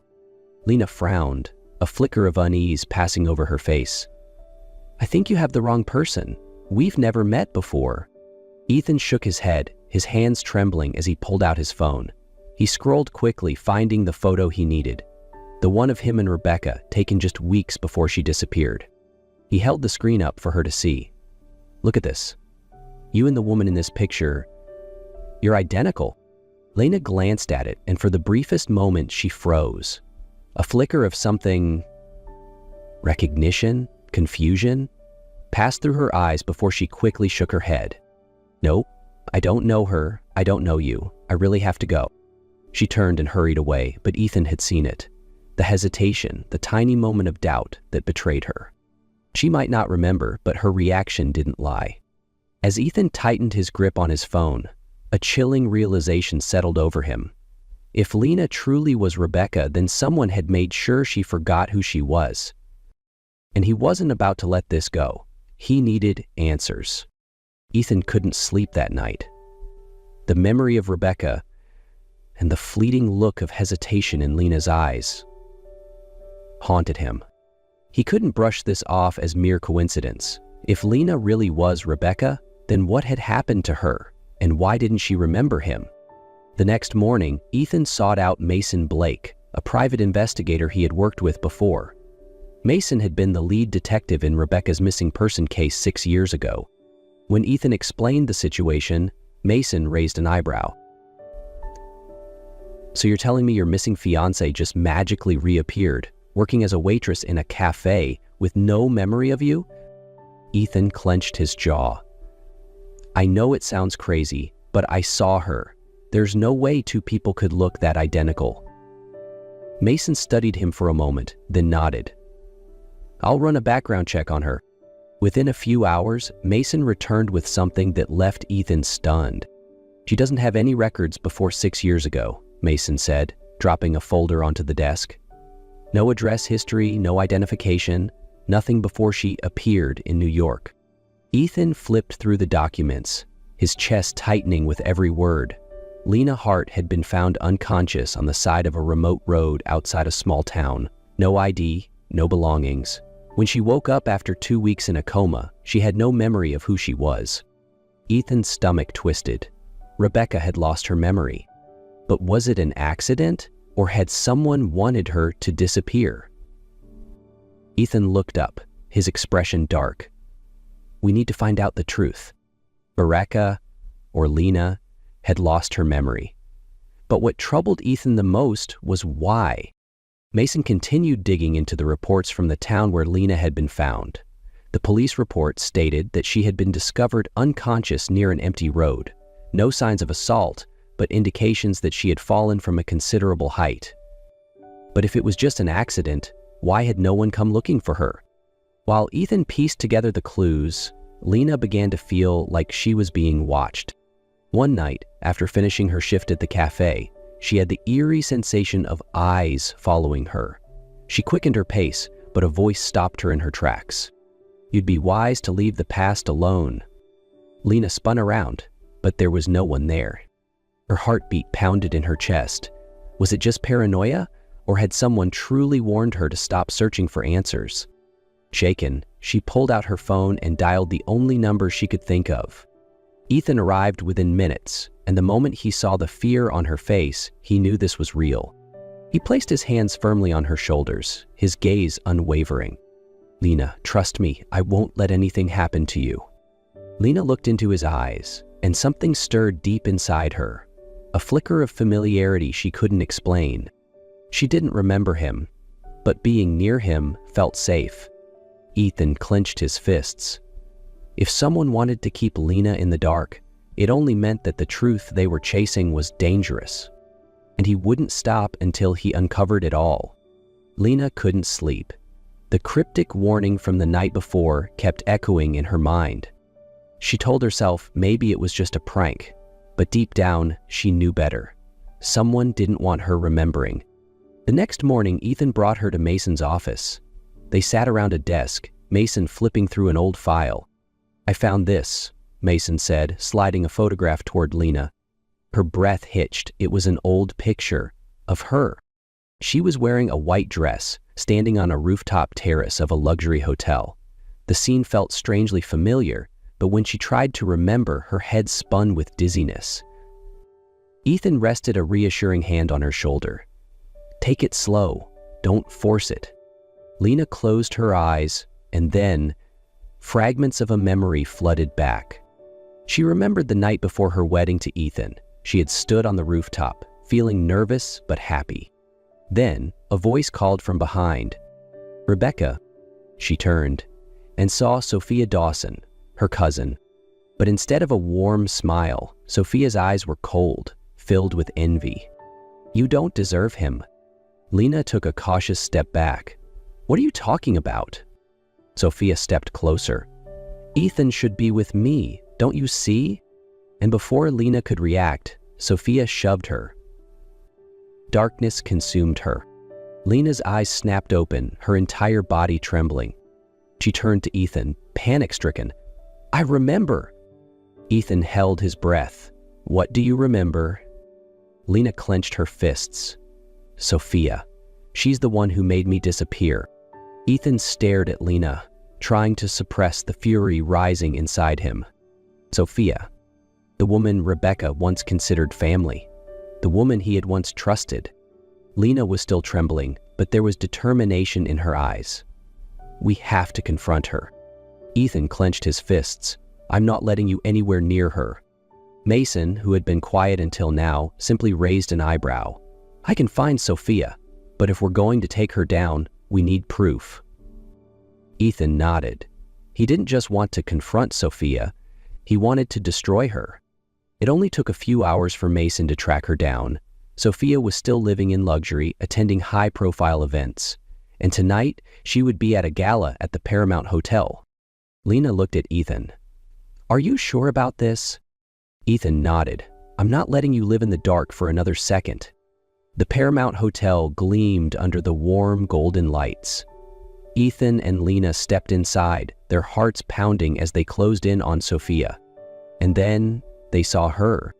Sophia stood in the center of the ballroom, a glass of wine in hand, laughing as if she hadn't stolen 6 years of Lena's life. Then their eyes met. Sophia's face paled. Lena took a step forward, her heartbeat drumming in her ears. The crowd seemed to fade away until it was just the two of them. "You stole 6 years of my life," she said, her voice quiet but razor-sharp. "Now, let's see if you can talk your way out of this." Sophia froze, as if she had just seen a ghost. The wine glass in her hand trembled, but she quickly regained her composure. "Rebecca? No, that's impossible. You're dead." Lena stepped closer, her voice like a blade. "I'm not dead, Sophia, but you tried to make sure I was." People around them started to take notice. Sophia glanced around, lowering her voice, forcing a fake smile. "I don't know what you're talking about." Ethan stepped forward, his gaze burning into her. "Then let me remind you." He pulled out his phone, playing an audio recording from Mason's investigation. A witness from 6 years ago had seen Sophia push Lena. Sophia went pale, but she still tried to mask her panic. Lena held her stare. "Why? Why did you do this to me?" Sophia let out a bitter laugh, but fear flickered behind her eyes. "Because you always had everything, and I hated you for it." Everything snapped into place. Sophia couldn't escape this time. Behind them, the sound of footsteps echoed. Mason approached, nodding at Ethan. "Game over, Sophia." Sophia was escorted away by the police, her face twisted in anger but powerless to stop it. Lena stood still, watching as the woman who had once been her cousin disappeared. Deep down, she still struggled to believe Sophia had been capable of such cruelty. Ethan gently touched her hand. "Are you okay?" Lena took a deep breath. "I don't know." She had reclaimed her memories, but that didn't mean everything could go back to the way it was. She turned to Ethan. "Rebecca Carter disappeared 6 years ago, Ethan. She doesn't exist anymore." Ethan held her gaze for a long moment before saying softly, "I don't care if you're Rebecca Carter or Lena Hart. I only care about the woman standing in front of me." Lena felt something tighten in her chest. She didn't know what the future held, but one thing she did know, she wasn't alone anymore. For the first time, she reached for Ethan's hand with certainty. "Then let's start over." Ethan smiled. "There's nothing I'd want more." Under the city lights, they walked forward, stepping into a new chapter together. After everything, Ethan knew he couldn't rush her. He had once loved Rebecca Carter with all his heart, but now, standing before him was Lena, a woman with the same face, but a heart full of missing pieces. She didn't remember him, but that didn't matter. Ethan decided to love her all over again, as if they were meeting for the first time. Every morning, he stopped by her cafe, ordering the same thing, with one special request: a cappuccino and a smile from the most beautiful barista here. Lena shook her head, chuckling. "Do you always say such ridiculous things?" Ethan shrugged, eyes twinkling with mischief. "Only to you." They took walks in the park, where Ethan told her stories of their past. At first, Lena listened like they were nothing more than fairy tales. But then, the memories started trickling back, piece by piece. One evening, as they cooked dinner together, Ethan clumsily dropped a plate of eggs onto the floor. Lena laughed, until she suddenly stopped. "Wait," she murmured, her hands gripping the counter for balance. A sudden wave of déjà vu crashed over her. This has happened before." Ethan froze. "Do you remember something?" Lena nodded slowly, as if a door in her mind had just creaked open. A year passed, and Lena slowly regained all her memories. She remembered the way Ethan used to hold her, the way his eyes lit up whenever she smiled. She remembered the promises they had made, the love they had fought for.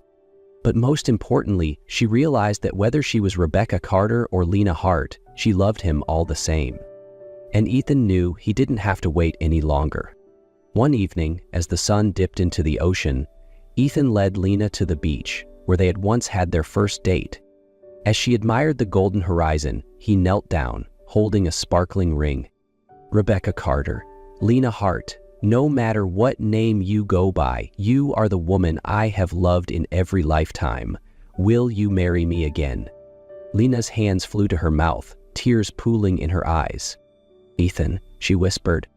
He squeezed her hand gently, his voice full of warmth. "I lost you once, but this time, no matter what happens, I will never let you go again."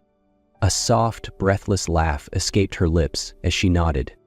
"Yes, Ethan, this time I won't make you wait." He slipped the ring onto her finger, pulling her into a deep kiss under the painted sky. On their wedding day, Lena walked down the aisle, her heart pounding. Not from fear, but from pure happiness. Ethan stood at the altar, his eyes never leaving her. When it was time for their vows, Ethan held her hands, his voice steady yet filled with emotion. "The first time I met you, I knew you were my forever. The second time I met you, you didn't remember me. But that didn't matter because I would still love you, whether you were Rebecca or Lena. And from this day forward, I will never lose you again." Lena couldn't stop the tears from falling. With a kiss, they sealed their love once more, this time forever. 2 years later, Ethan held Lena's hand as she lay exhausted in the hospital bed. The cries of their twin daughters filled the room, and as Ethan held them for the first time, his heart swelled with a love he never knew he was capable of. "We did it," he whispered, kissing Lena's forehead. She smiled weakly but radiated happiness. 3 years later, their daughters had grown into bright-eyed, energetic little girls. The house was never quiet, filled with laughter, playful giggles, and the occasional mess of crayons on the walls. And now, on this quiet afternoon, Ethan and Lena sat side by side, watching their children chase fireflies in the golden dusk. Lena leaned her head against Ethan's shoulder. "We've come such a long way." Ethan gently squeezed her hand. "And I'll walk with you until the very end." She let out a soft sigh, feeling the steady rhythm of his heartbeat. Ethan set his tea down and wrapped an arm around her waist. "I never imagined I could be this happy." Lena turned her gaze toward their daughters, watching as one tripped and the other helped her up.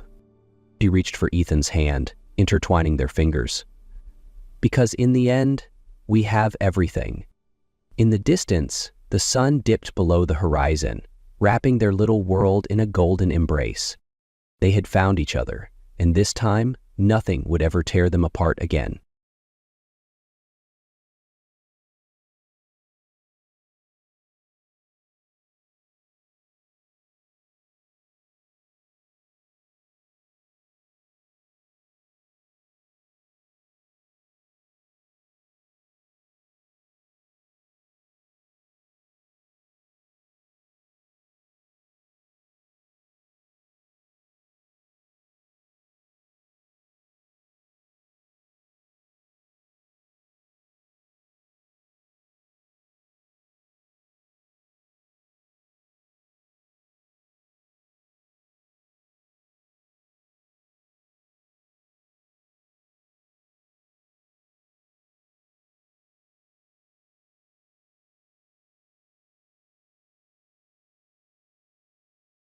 Lily Harper tightened her grip on her suitcase as she stood before the towering gates of the Whitman estate. The sprawling mansion, framed by immaculate gardens, exuded an air of cold elegance. It was her first day as a private nurse, hired to care for Edward Whitman, a once renowned author who had fallen into a deep coma following a devastating accident. The gates creaked open with a mechanical hum, revealing a winding driveway lined with towering oaks. As Lily walked towards the entrance, her heart pounded, not with fear, but with determination. This wasn't just another assignment. It was an opportunity to make a real difference. The front door swung open, revealing Richard, the butler, whose demeanor was as severe as the mansion's grandeur. "Miss Harper," he said with a curt nod, "Mrs. Whitman is waiting for you in the study." Lily followed him through halls adorned with priceless artwork, each piece exuding the wealth and sophistication of a bygone era. When they reached the study, Charlotte Whitman stood waiting, a statuesque woman with icy eyes and an air of quiet authority. "I hope you understand the magnitude of your responsibility," Charlotte said, her voice as sharp as the lines of her tailored dress. "My husband requires constant care, and any negligence will not be tolerated." "Yes, Mrs. Whitman," Lily replied with quiet confidence. "I assure you I will give him my very best." The door to Edward Whitman's room creaked open, and Lily Harper took her first step into the space that would become her world. The room was vast, yet oppressively clinical, dominated by the hum of medical devices. Edward lay motionless in a specialized bed, his features still and pale, a shadow of the vibrant author whose photos adorned the walls. Lily placed her suitcase down and approached the bed. For a moment she stood silently, studying the man before her. Edward was in his late 40s, with streaks of silver in his dark hair, and the faint traces of a life once full of passion and creativity etched into his face. Richard, the butler, cleared his throat. "Mr. Whitman was always deeply involved in his work," he explained, his tone softening. "He wrote tirelessly, often inspired by the scent of lavender from his garden or the sound of classical music." Lily nodded, filing away this information. "Thank you, Richard. I'll take it from here." That evening, as the mansion settled into an eerie quiet, Lily began to create a plan. She reviewed Edward's medical records and noted his stagnant progress. Her instincts told her that traditional methods wouldn't be enough. She would need to engage more than his body. She would need to reach his mind. The next morning, Lily began her unorthodox approach. She filled the room with the scent of lavender, a fragrance she had learned Edward cherished during his writing sessions. Then she set up a small speaker and played a selection of classical music, Mozart, Bach, and Edward's favorite, Beethoven. "Good morning, Mr. Whitman," she said, pulling back the heavy curtains to let in sunlight. "It's a beautiful day. Let's get started." As she worked through her routine, she spoke to Edward as if he could hear her. She shared stories from her own life, her childhood on a farm, her decision to become a nurse after caring for her grandmother. "You might be wondering why I'm talking so much," she said with a soft laugh, "but I believe every word and sound is a bridge. Maybe one day, you'll cross it back to us." Days turned into weeks, and small changes began to emerge. During one session, as Lily played Beethoven's Moonlight Sonata, she noticed a subtle flicker in Edward's eyelids. Another day, when the sun poured into the room, she swore she saw his fingers twitch. Encouraged, Lily expanded her efforts. She rearranged the room to make it less sterile, adding books and photographs that once inspired Edward's stories. A framed picture of Edward sitting with a sleek black cat on his lap caught her attention. She showed it to Richard. "That's Moon," Richard said, his usually stoic face softening. "Mr. Whitman's cat." They were inseparable. After the accident, Mrs. Whitman sent Moon to the summer house. She said the cat was a distraction. Lily's mind raced. "Do you think we could bring Moon back?" Richard hesitated, glancing down the hall as if expecting Charlotte to appear. "I believe it's possible," he said at last. "Mrs. Whitman rarely goes to the summer house. I'll make some inquiries." That night, Lily couldn't sleep. The thought of Mun reuniting with Edward gave her hope, a chance to spark a deeper connection. "We're going to bring you back," she whispered to Edward, one step at a time. As the moonlight bathed the mansion in a silvery glow, Lily felt a spark of determination. The afternoon sun poured into Edward's room, casting golden rays across the polished wood floors. Lily Harper stood by the window, her heart racing in anticipation. Today was the day Mun would return. A soft knock interrupted her thoughts. Richard entered, holding a sleek black cat with piercing green eyes in his arms. Mun gazed around the room cautiously, his tail flicking with curiosity. As soon as Richard set Mun down, the cat leapt onto the bed with the grace of a dancer. He sniffed Edward's hand, then settled by his side, curling up as though no time had passed since their last moment together. Lily held her breath, her eyes fixed on Edward's motionless form. For weeks, she had studied every twitch, every flicker, searching for signs of connection. And then it happened. Edward's fingers moved, faintly but unmistakably, towards Mun. His heart monitor beeped slightly faster, the first significant change in weeks.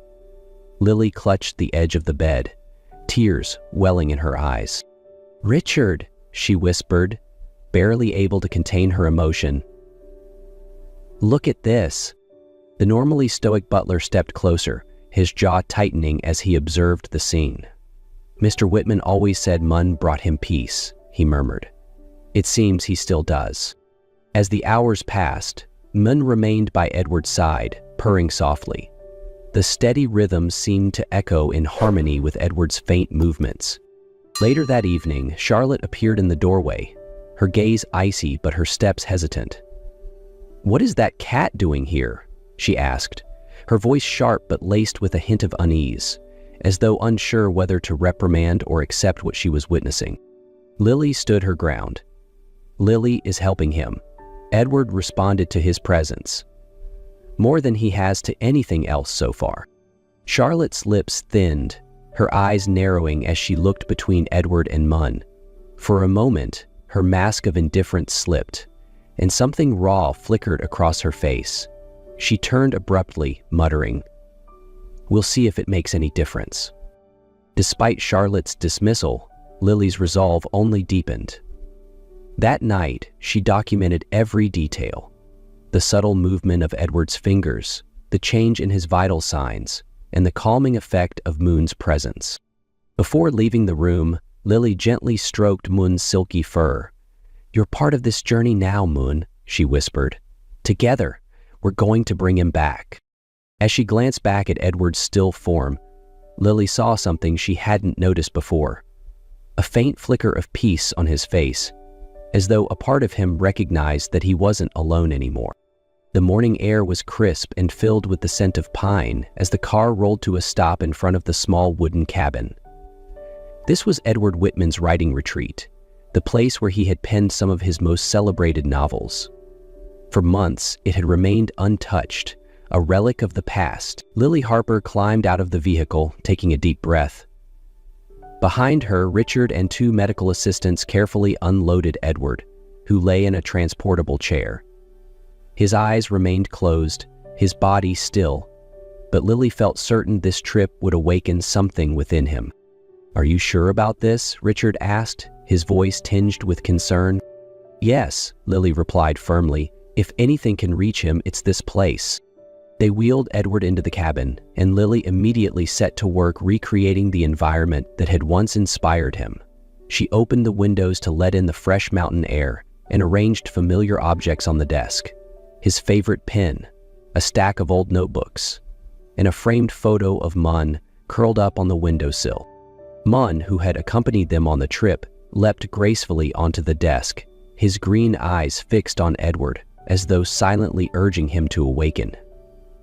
He settled beside the photo, his purring growing louder, a steady rhythm that seemed to echo Edward's faint breaths, bridging the gap between past and present. "Edward," Lily said softly, kneeling beside his chair, "we're here. This is where you created your magic. Can you feel it?" She began playing a recording of a Beethoven sonata, the notes filling the cabin with a haunting beauty. As the music swelled, something extraordinary happened. Edward's eyelids fluttered, and his lips moved faintly. Charlotte, who had reluctantly agreed to accompany them, gasped. "Lily, look!" she exclaimed, stepping closer. Edward's lips parted, and a single, faint word emerged. "Charlotte." The room fell silent, the weight of that one word pressing upon them all. Charlotte sank to her knees beside Edward, her icy composure shattering like glass under the weight of his whispered word. Tears streamed down her face as she clutched his hand tightly, her voice breaking with emotion. "I'm here, Edward," she whispered, her fingers trembling against his. "I'm so sorry for all the time I wasted, but I'm here now. I promise I won't leave you again." Encouraged by the breakthrough, Lily continued speaking to him. She described the cabin, the sunlight streaming through the windows, and the scent of pine in the air. Slowly, Edward's hand twitched, his fingers curling slightly around Charlotte's. Mun stretched lazily on the desk, his purring a steady, soothing rhythm. It was as though the cat knew his presence was part of Edward's awakening.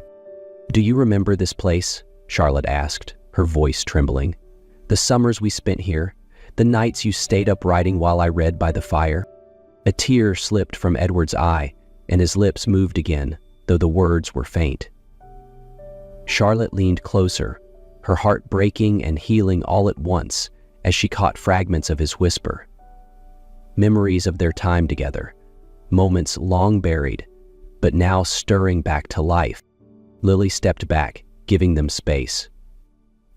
She watched as Charlotte's hand never left Edward's, her expression filled with something Lily hadn't seen before. Unguarded love. That evening, as they prepared to leave, Lily took one last look at the cabin. She knew this day marked a turning point, not just in Edward's recovery, but in the Whitmans' relationship. The cracks in their marriage, once hidden beneath layers of bitterness, were beginning to heal.